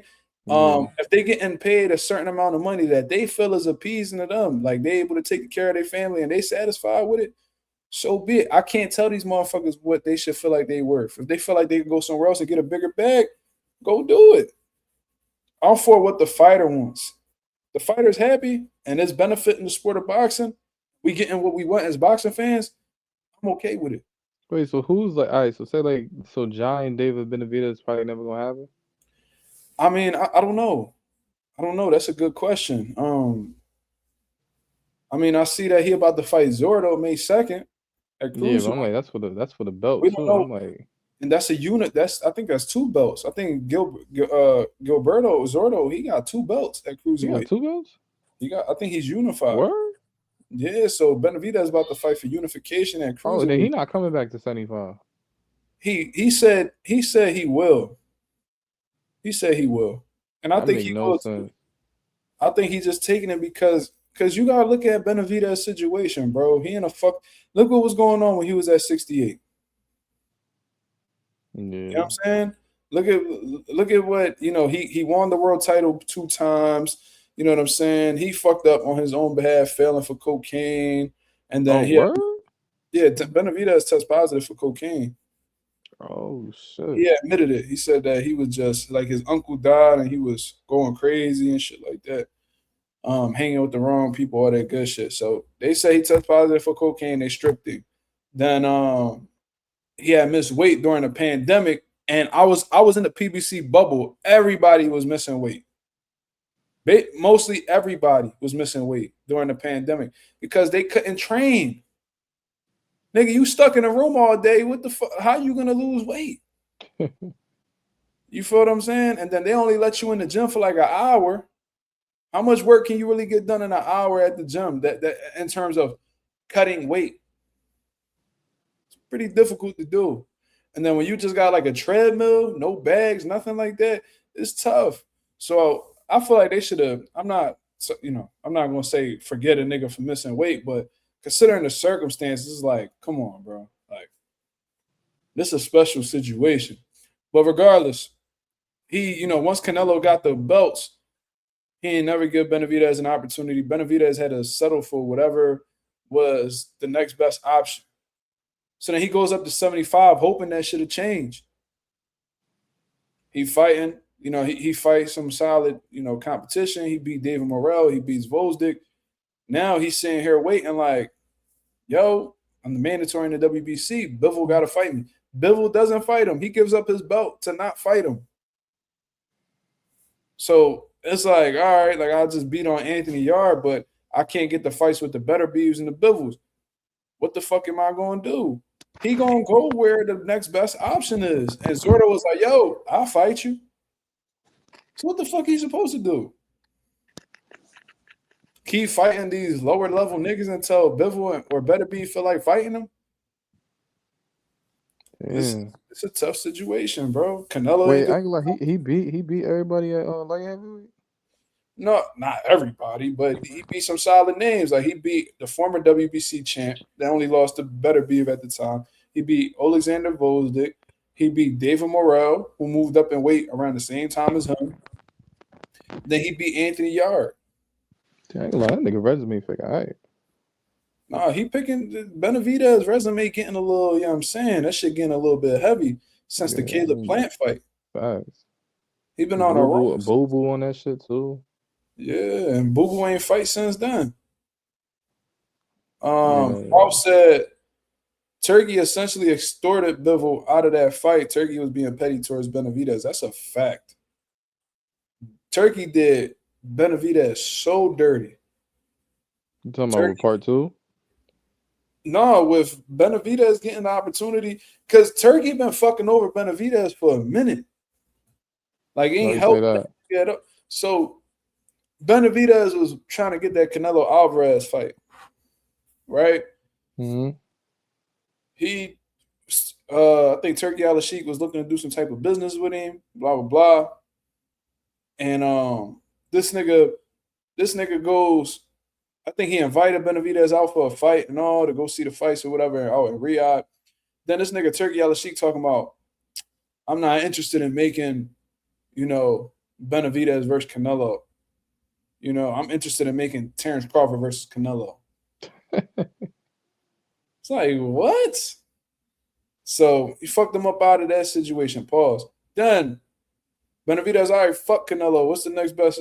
Let's go after these niggas at 75. So Bivol and Beterbiev, they fight twice. Right? Cool.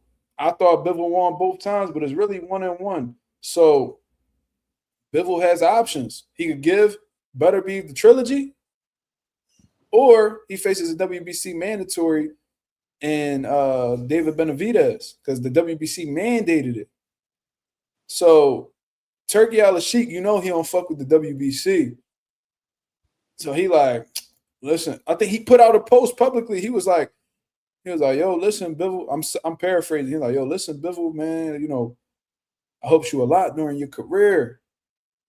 I mean, I got you this fight. You probably would have never got this fight if I didn't put it together for you.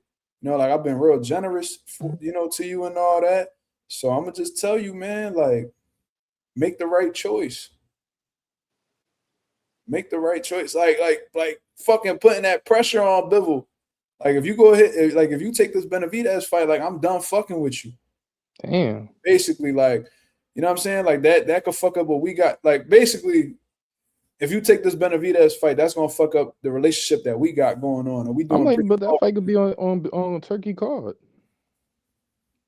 So Turkey wanted to do the trilogy. He didn't want to do that fight. Oh yeah, okay, I'm following. He said that he would, like, he gave them his word. So this nigga Turkey's a weirdo, bro, because he was saying like, oh, I gave Bivol and Beterbiev my word that we was gonna do the trilogy. And then he said on the Boxing Voice, I didn't even want to make the fight. And then was like, then Bivol and Beterbiev was like, no, we're not dealing with Turkey. We're gonna make this trilogy happen out in Russia. So Turkey he blocked that fight from Benavidez just for Bivol and Beterbiev to go take that fight somewhere else. And then they ain't even end up fighting each other anyway.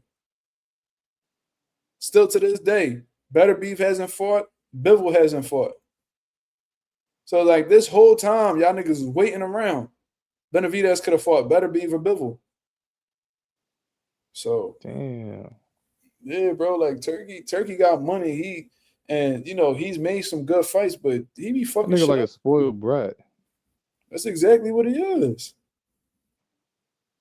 Bro, he's like the head of, like, the entertainment section of Riyadh. So he's given a budget by, like, the king of Saudi, the king of Riyadh, whatever his name is, and he does what he feels like is right with the funds. Yeah, Ralph. The whole shit was pointless. Facts. So I ain't gonna lie. So what was even the point? So like Benavidez doing the card with Yard. What was that about? Like Turkey and Benavidez was like they was cool then. Yeah, I mean, listen, I think he just gave him the opportunity. Probably was a good amount of money, so he's like, "Fuck it, I'll do it." But don't know, man. I saw that Benavidez actually wanted to face Benavidez actually wanted to face Beterbiev instead of Anthony Yard. Mm-hmm. But Anthony, Beterbiev, I don't know what he be on. I don't know. He said no. I don't know what happened with that. I think he was supposed. I heard Beterbiev was supposed to fight like Najee Lopez or something, and that shit fell through for some reason. I ain't gonna lie, Beterbiev versus Benavidez. That's what I want to see. Man, Benavidez chop him up, bro. You think so? Chop him up, and they go.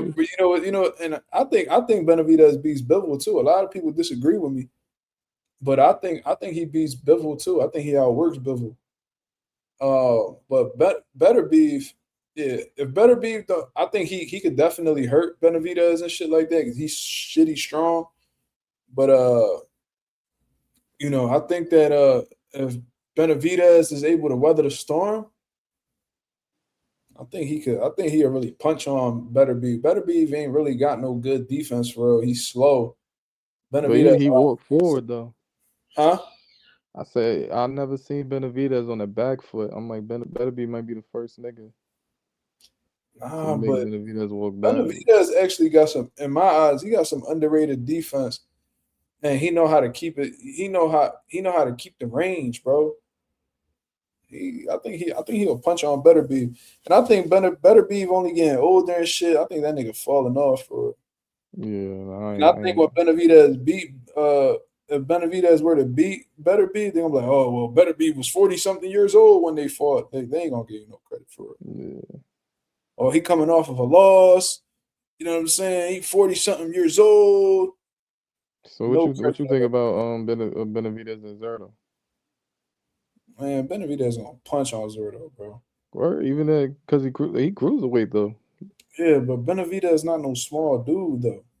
Yeah, you're right. Benavidez is more active. He quicker than Zerto. I think he'll punch on Zerto for real. I just want to see Benavidez. I want to see Benavidez fight that nigga that's combination punching, bro. He not. I want to see Benavidez fight that nigga that's going to also like, cause Benavidez be trying to walk niggas down. I want to see a nigga that's going to like match that energy, keep that shit in the center of the ring. Zerto and him going to be rumbling for sure. Yeah, Zerto don't really be fucking with that back foot shit.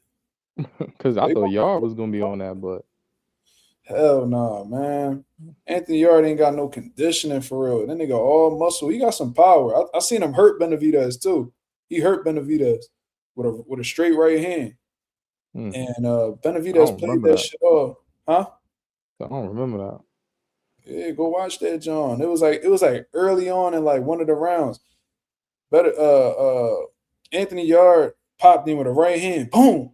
And Benavidez wasn't like on Queer Street or nothing, but he felt that punch. And I think Benavidez actually fell back against the ropes and allowed Anthony Yard to come forward.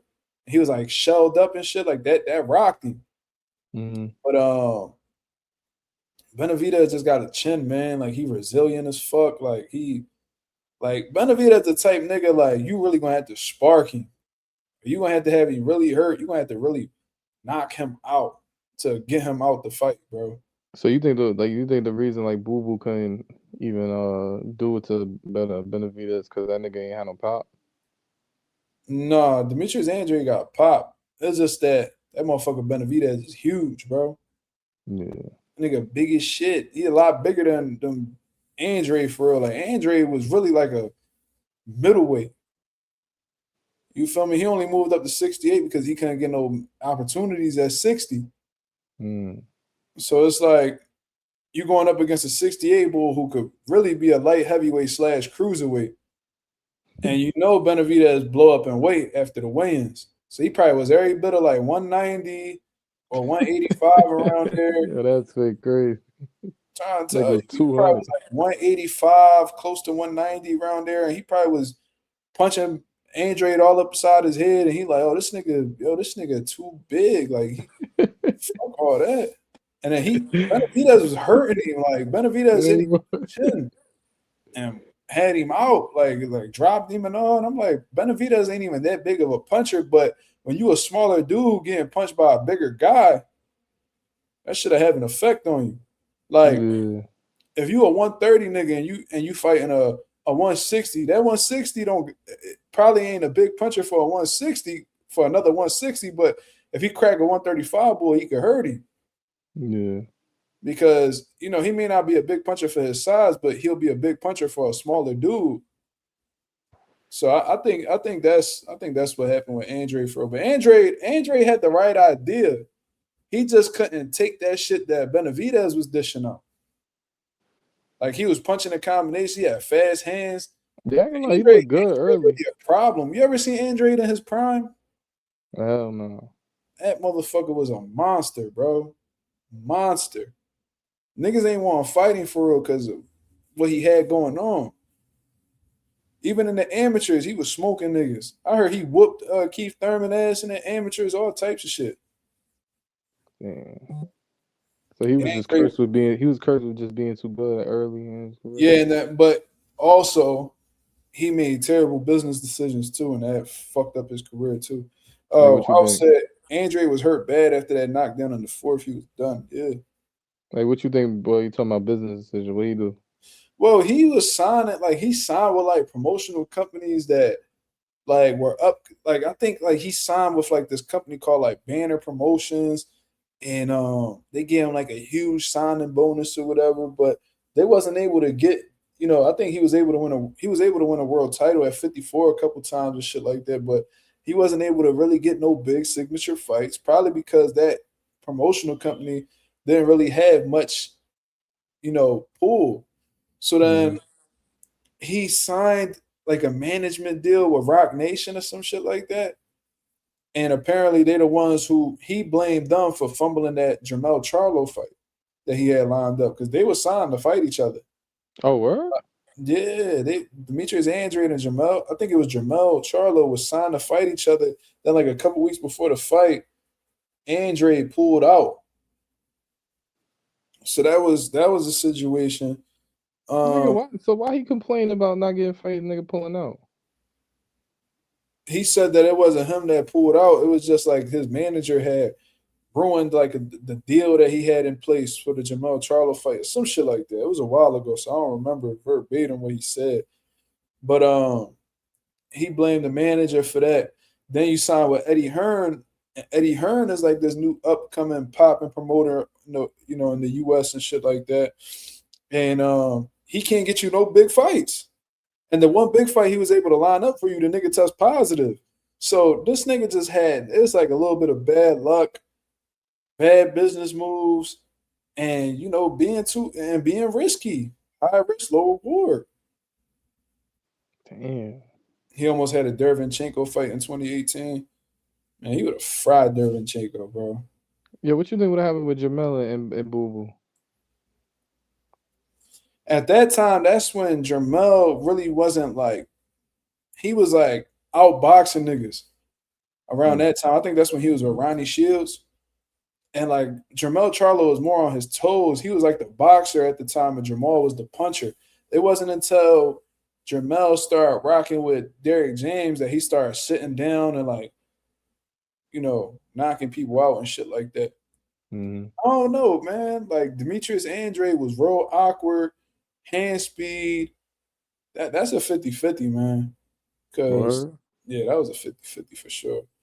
I probably would have edged it towards Demetrius. Demetrius, he was a bit more tricky. He was more sneaky. He was more precise. His punches was really quick. But Jermell Charlo, he was nice too. But like Jermell had like some close fights back then and shit. Like, they both fought Vanez Martirosyan, RIP to him. Demetrius Andrade had like a split decision win over Vanez, and then like Jermell beat Vanez, but that shit was like controversial. So it was like, I don't know. So you think like with Boo Boo, even after Benavidez, the nigga he ain't fight since, but I'm like, yo, you don't think he could have got it in with like the nigga boxing voice said, like Pacheco and Janabek and all of them niggas. Like, say that again. You said you don't think like after that Benavidez fight, like Boo Boo could have still been in the mix? Yes. See, Demetrius he a 3-time world champion, right? He won 3 titles in 2 different divisions. So he probably looking at it like, you know what I mean? Like, I'm not really trying to fight niggas that's like low profile. And it's really that's what's fucking with him too. Because it's like you feel like, because I understand where he coming from one point. It's like, yo, like I'm trying to get these big names. Like, bro, I've been in the boxing game for this long. I'm in my I'm like in my mid 30s. I can't get no signature fights. You know what I'm saying? When I try to lock in a fight with a fighter, they asking for money that, don't make sense. And then at the same time, he looking at John Beck and them is like, bro, I'm not trying to fight these niggas and it don't got no bag attached to it. Yeah, it's right. like he probably looking at it like shit just don't be making sense. So he the type motherfucker like Keith Thurman where if he can't get what he want, he cool with sitting down. That's how I take Andre. I could be wrong, but based off of how kind of fried him though, because I ain't gonna lie, niggas don't talk about him no more. They don't. They really don't. Demetrius Andre, and it's sad that it's looking like it's gonna be this way, but Andre gonna be like only niggas that's gonna know Demetrius Andre 30, 40 years from now is like motherfuckers who really was tapped in with boxing. Yeah. Like, and I'm gonna keep it real. He can't really blame nobody but himself. That's just what it is. Like, you think so? Like it's all on him? Yeah. Demetrius Andre could have made better. He could have got a better team around him. He could have made more wiser decisions. You know what I'm saying? Like it, he got to take accountability for that. That's his career. If you hired the wrong team, that's your fault. You signed with the wrong promotional team, that's your fault. Yeah, you're right. So you don't think Boots is on that same path, low-key? No, not at all. I don't think so. Boots is actually, the difference between Andre and Boots to me is that Boots has shown to have star power. You know what I'm saying? Like he showed, like I ain't never see Demetrius Andre go up to Rhode Island and sell out an arena over there or shit like that. Like Boots really got like a big name behind him. I mean, he got a big name in the game. A lot of people talk about him. He sell tickets. You know what I'm saying? And then he did something that Andre wasn't able to do in his career, and that was unified division. Demetrius never unified? No. Oh, word? No, he's never unified. He had the WBO at one point in time. I think they stripped him because of inactivity. Definitely was because of inactivity, I believe. Then he came back and he won the WBA at 54. Then from there, he went up to 160 and he won the WBO up there.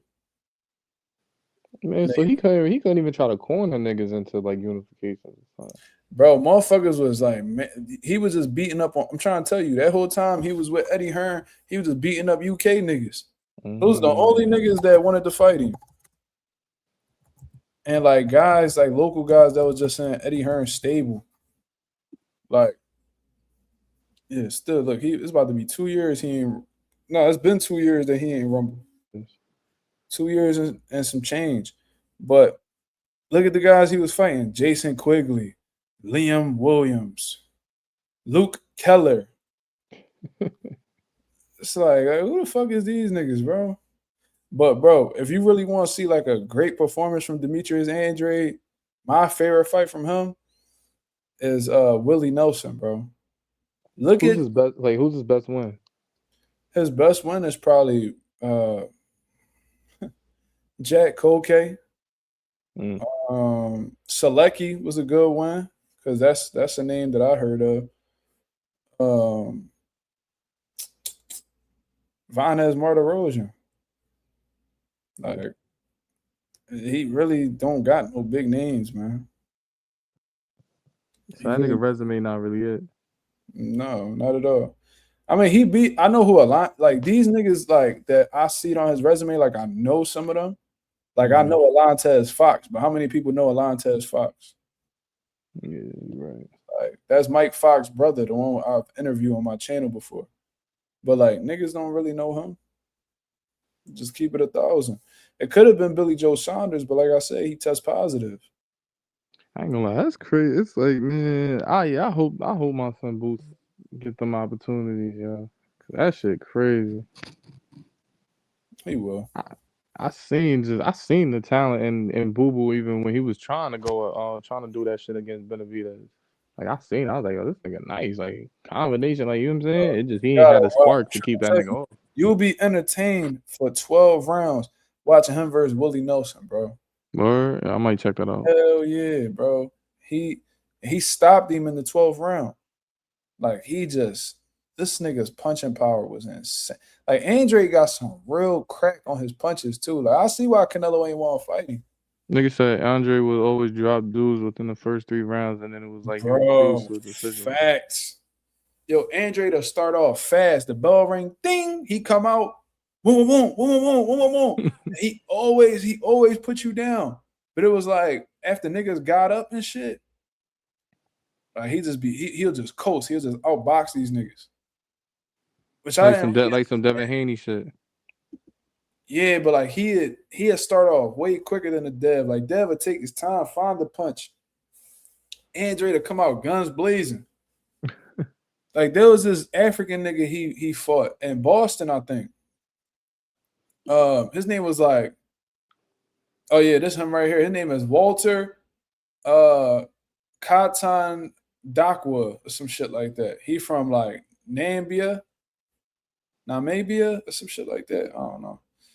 He fought him, bro. He dropped this nigga hard as shit. I don't know how many, like a crazy ass knockdown. The bull got up somehow, and Demetrius Andre just boxed him. I was like, bro, you could have stopped him, but I don't know. I guess he feel like when niggas get up, they more dangerous, so he not trying to take no risk. Like I don't know, bro, but Andre, he'll fuck you up for like the first 2-3 rounds, and then just chill the rest of the fight. That's crazy. I'm about to wrap this up, man. You got any last words for the people? Man, these boxing niggas is pussy. You already know how I feel about these niggas. I hate all these niggas. Boots, they all scared of Boots, and they know what that nigga do to them. That's all I gotta say. Hey, man, I really hope Boots gets that opportunity, bro. Like, wholeheartedly. Yeah, I mean, I ain't gonna lie. I'm talking like, nigga, yo, you got to call Eddie. Y'all niggas gonna have to have a nice dinner, have the whole team there. Yo, listen, Eddie, I'm not these other niggas you fumbled with. You heard? Like, nigga, you better make some shit happen. I hope Eddie Hearn really, really get this shit popping, bro. Like, I really hope that he get his boy Josh Kelly an offer he cannot refuse. You know what I mean? Get that man, whatever he asking for, bro. Let's try to get it. But that's the story of this nigga life. It's like, yo, we just gonna have to keep overpaying every nigga we fight. It's crazy. That shit gonna get tiring though. I feel it. Yeah, it's like until you become the star, like that's the situation that Boots is in. Unless he could get these motherfucking sanctioning bodies to throw a bone his way, like it's a tough situation. But with you having the WBA interim, you pretty much gotta push the envelope with the WBA. Like, yo, like, am I gonna get this opportunity or what? Like, I was a champion in the previous division after I beat Stanionis.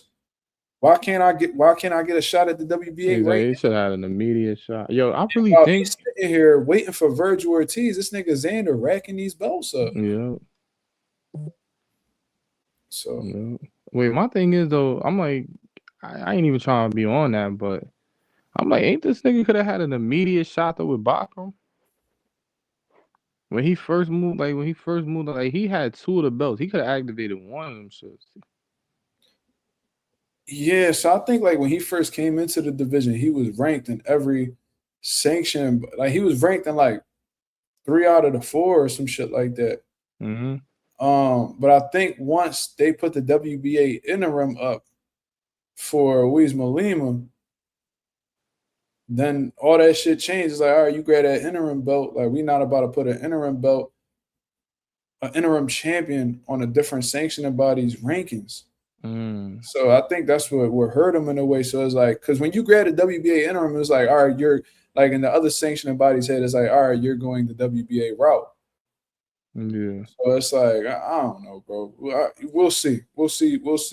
You know what I mean? I'm gonna try to be optimistic, but I ain't gonna lie, Boots.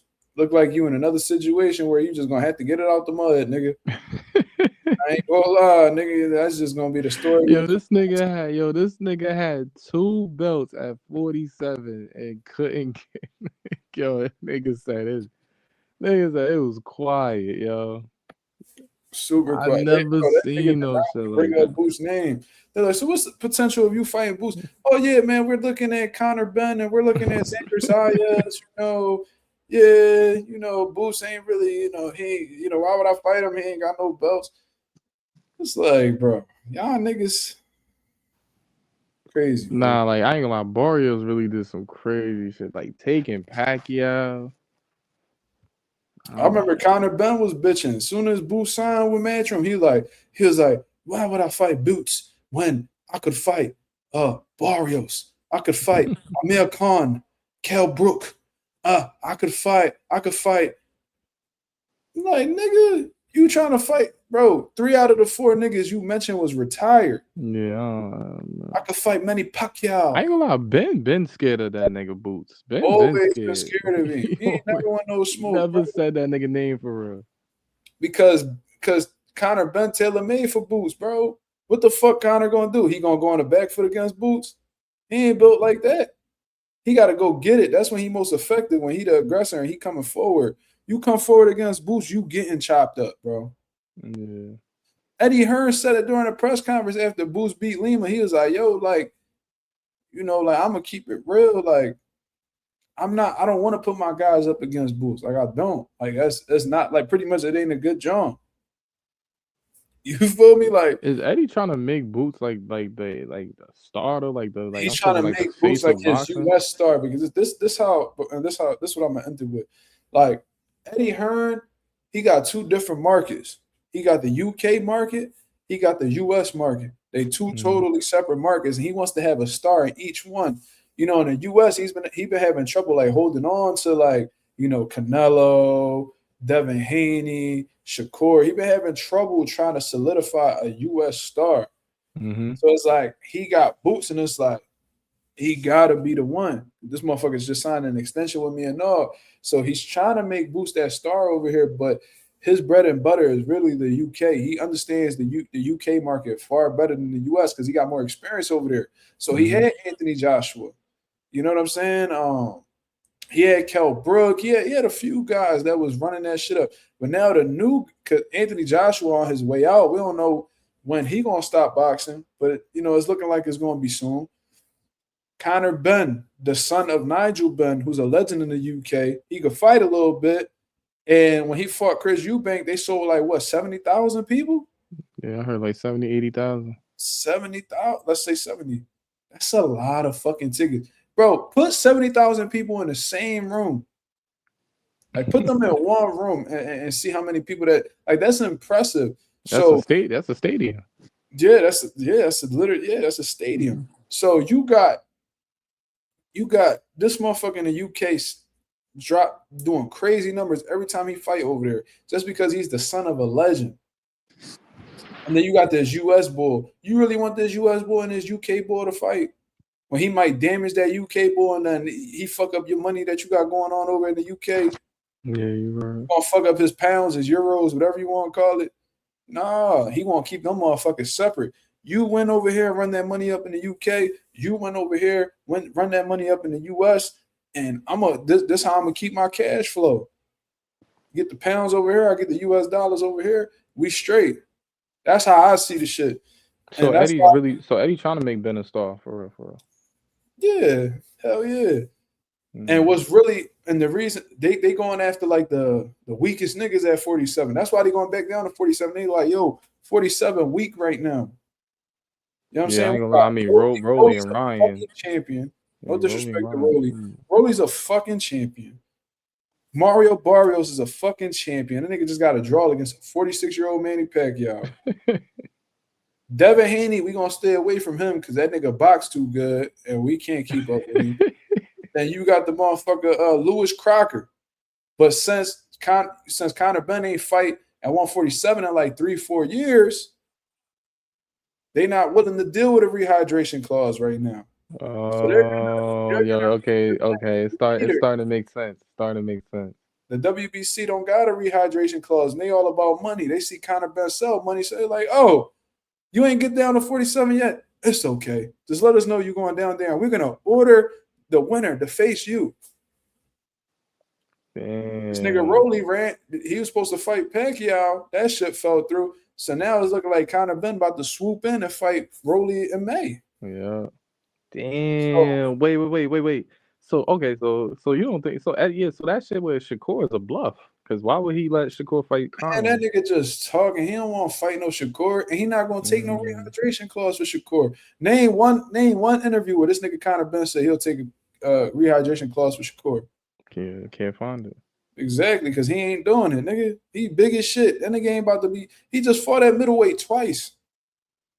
Yeah. He fought at 54 like 3 times before that. He not fighting. He not going down to 47. His first cut down to 47, and he gonna fight Shakur with a rehydration clause, and he can't blow up with the weight he want to go to. Nigga, he gonna get fried. Bad. I mean, I think even without it, he'd get fried. Yeah. But it's like, come on, bro. Conor Ben full of shit. You think Conor Ben? You know what? One thing I do know though, that nigga won't step the boots like that. Yeah, I don't think he'll ever come in the ring. That nigga, you see how like he was head to head with Rolly doing all that shit. And he put Rolly in a chokehold. He put him in a headlock. And they was in the same room. They was both at this fights together. Bozy was there with Boots. Nigga put Rolly in a headlock, yeah. Yeah, because you know Rolly a clown. Like, he ain't gonna do nothing to you, nigga. Go do that shit to Boots and see what happens. Go do it. All that tough macho shit. See, like, Conor Ben always been an insecure ass nigga because he grew up with money, right? But he don't want to be known as like that silver spoon child. He wanted to have like this tough guy stigma because that's how his dad was respected. His dad was feared. He wanted to be like his father and shit. And he had a lot of insecurity within himself. This nigga paid to get his beard done. Like, remember that shit? Man, this nigga got he literally did a hairline surgery on his beard. This nigga went to Turkey and got his beard done. A beard BBL. Because he said he wanted to look more intimidating. Like, if that ain't the most insecure shit I ever heard in my motherfucking life, nigga. It's like them niggas who be cutting their kneecaps off to get taller and shit. You see that? The height surgery shit like that is real insecurity. Like, you trying to enhance your masculine features to make people scared of you. It's like, nigga, you could fight. Like, why you want to be? Yeah, I ain't gonna lie. He look mad pussy with the beard. I ain't gonna lie. But it's like what you, nigga, regardless. And then you really know that he insecure because you moved up 2 weight classes to fight Chris Eubank. And ironically, when you move up, you test positive for substances that enhance your testosterone. Like, you wanted to be just as big, just as strong as Chris Eubank, and you felt inferior to him from a size aspect. So you took performance enhancement drugs knowingly, in my opinion, to try to be on an even playing field with Chris Eubank. That's why he lost that first fight, bro. He didn't really believe in himself in that fight, bro. Like, he did what he did whatever he could to try to, you know, get rid of his insecurities. Like, Conor Ben's a pussy, and I said all of that to say I grew up with niggas like Conor Ben, who, you know what I'm saying, they know who and who not to act tough with. Yeah. You feel me? Like, yeah, you could do that shit with Haney. I mean, whatever. You could do that shit. You peep, he ain't do nothing to Shakur neither though. Like, he was just talking. But yeah, it was like, no hands. Like Ryan Garcia, he a bitch. You got all physical with Ryan. You know, Rolly, he a clown. Like, he goofy. Like, he not gonna do nothing to you. But niggas who got like that serious, like, man, like energy with them, that nigga Conor Ben state, like, why go do that to Terrence Crawford? Go do that with Terrence Crawford. He's a bitch, bro. Like, that's just the only way to put it. Like, you act tough with certain niggas, but when real niggas in the room, man, I mean, you chill out. No, that shit really making sense. I ain't gonna lie, gang. You hit that shit on the nail though with the Barrios. He's targeting at 47 because there's really no smoke at 47 with Barrios and Rolly and Ryan. He will beat them niggas. He would. He's good enough to beat a Barrios or a Ryan. Yeah. You feel me? That's the only reason why he going down there. And he not facing Lewis Crocker because of that rehydration clause. He not coming back into a division after years and then only be able to put 10 pounds on. He gonna blow up. So That's wait, a my fact. thing is, so with all of this playing out, Conor Ben could get 3 belts at 47. He Wow. But he ain't gonna get 4. I know. I'm saying though, I'm like, even if that fight was to happen with Devin, he got all the leverage, right? And this the thing though, when niggas cut down the weights that they ain't been to in years, they tend to. It's a possibility they might become punchy. Oh, right. You don't want to be punchy with no Rolly Romero, bro. You don't. Yeah. You know what I'm saying? We seen what happened when Roy went back down. Antonio, I was about to ask you, like, before niggas leave, like, yeah, like that up and down shit is pretty crazy, right? It can be. Especially if your body outgrew the weight. So Conor, he need to see if his body could cut down to that weight anymore. A lot of shit done happened since then. 4 years, your whole body could change. Yo, boxing really crazy. Boxing crazy. Yo, that championship shit don't hold no weight, yo. And Rouse said Rolly will be the first nigga he faced that's a puncher. That's a great fucking point. I really think he'll beat Rolly though. I don't think Rolly gonna give him nothing. I'm not sleeping on Rolly. That's all I know. I'm not sleeping. It's just like I don't. If Rolly catching with some hot shit, bro, and with that weight cut, with that tough weight cut, he probably gonna have that nigga probably go out, bro. I'm thinking if Rolly knock out Conor, I'll be. He can, bro. I'll take my hat off. Punch. Rolly could punch like. I know he can punch, but I'm like, I ain't gonna lie. Ben he fast as shit too. Niggas be acting like Rolly ain't fast. You see how fast he hit Ryan Garcia upside his head? Nigga said, yeah. What the fuck? Just chopped him. Oh, like Ryan ain't even see that shit. All right, so how you think Ryan and Conor would go if Ryan won? Listen, man, Ryan ass. I've been telling niggas for years that nigga trash. Don't nobody want to believe me. I said all Rolly gotta do is go like this and he cool, and ain't nobody believe me. I said, bro, you got power too. This nigga Ryan don't like power. Yeah. When he get hit with a good shot and he feel like he can't take much of that, he go into flight mode. He's a bitch. I feel like Conor got more heart than Ryan. I agree. So I think if it really, because they both bitches to me, but I think we seen Ryan. I think Conor gonna take it there more than Ryan would. Ryan's a turkey. Yeah. That nigga went into, as soon as he got hit with one hook from Rolly and was like, fuck that, I'm cool. Turned that shit into a jab fest. Man, I ain't gonna lie, that fight was born after that. Yeah, because Ryan ain't want to take no chances. And Rolly like, I don't need to take any chances. So let me go ahead and just jab you, dumbass. And you got out jabbed by Rolly. You let Rolly out jab you, nigga. Yeah, and then that made you want to leave Derek James. Like, what the fuck? He blamed it like he was like, oh, I only trained 5 weeks for the fight. Who fault is that? Like that was like, so that means you took it upon yourself to take 3 weeks off from the gym. You took 3 weeks off of camp. For what? You underestimated Rolly. That's your fault. Rolly did a whole training camp. I was talking to him the whole lead up to the fight. Yeah, that shit he was like, bro, like Rolly told me on this channel, he was like, bro, when I was at 130, when I was at 135, I was supposed to be at 140. When I was at 140, I was supposed to be at 147. He said, bro, that's the perfect weight for me. Like I'm not starving myself. I feel strong. I feel fast. You know what I mean? My punch resistance feels better. I'm more sturdy. Like he was telling niggas, and niggas did not want to hear him. And you know what he told me is hilarious. He was like, I said, what make you feel like, you know what I mean, you got the edge over Ryan? Like, he said, bro, he told me, he said, Rolly, a bitch. He was a bitch when I met him. No, he said he was a bitch before I met him. He was a bitch when I met him, and he a bitch now. Bro, and he wasn't even joking. So I was laughing and shit. He said, bro, I'm dead serious. Like, said nigga Rolly, he said Ryan ain't got no heart. He told me that weeks before they fought. I ain't gonna lie, you should have told me that. I'd have unloaded. Bro, I don't know why I ain't bet, bro. Yeah, I'd have unloaded on Rolly. I ain't gonna pause. I'd have unloaded like money on Rolly. You know what I might bet on heavy? Derek Chisora and Wilder. I think Chisora gonna knock Wilder out. But is Wilder an underdog? I think he is, but I gotta see. Wait, why you think that though? Nigga, have you seen how Wilder look? Chisora rough, nigga. Chisora be getting right with niggas. And Wilder ain't been sitting down on his punches lately. Like his punches don't look the same. He's shot, bro. I think Chisora gonna knock Wilder out. I'm telling y'all right now.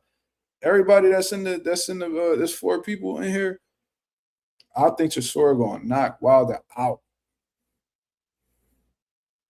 I'm trying to tell you, that motherfucker Chisora got some serious steam on his hooks, bro. I never heard of that nigga. He nice. Derek Chisora fought everybody in their mind, bro. They got like 49. They both about to have a 50th fight. And Chisora said he retiring after this, so you know he about to go crazy. Yup. So that's how I'm gonna end the live, man. We hit 2 hours on the dot. You feel what I mean? That's how we gonna rock out. I appreciate everybody that came through and show love as always. Y'all could go ahead.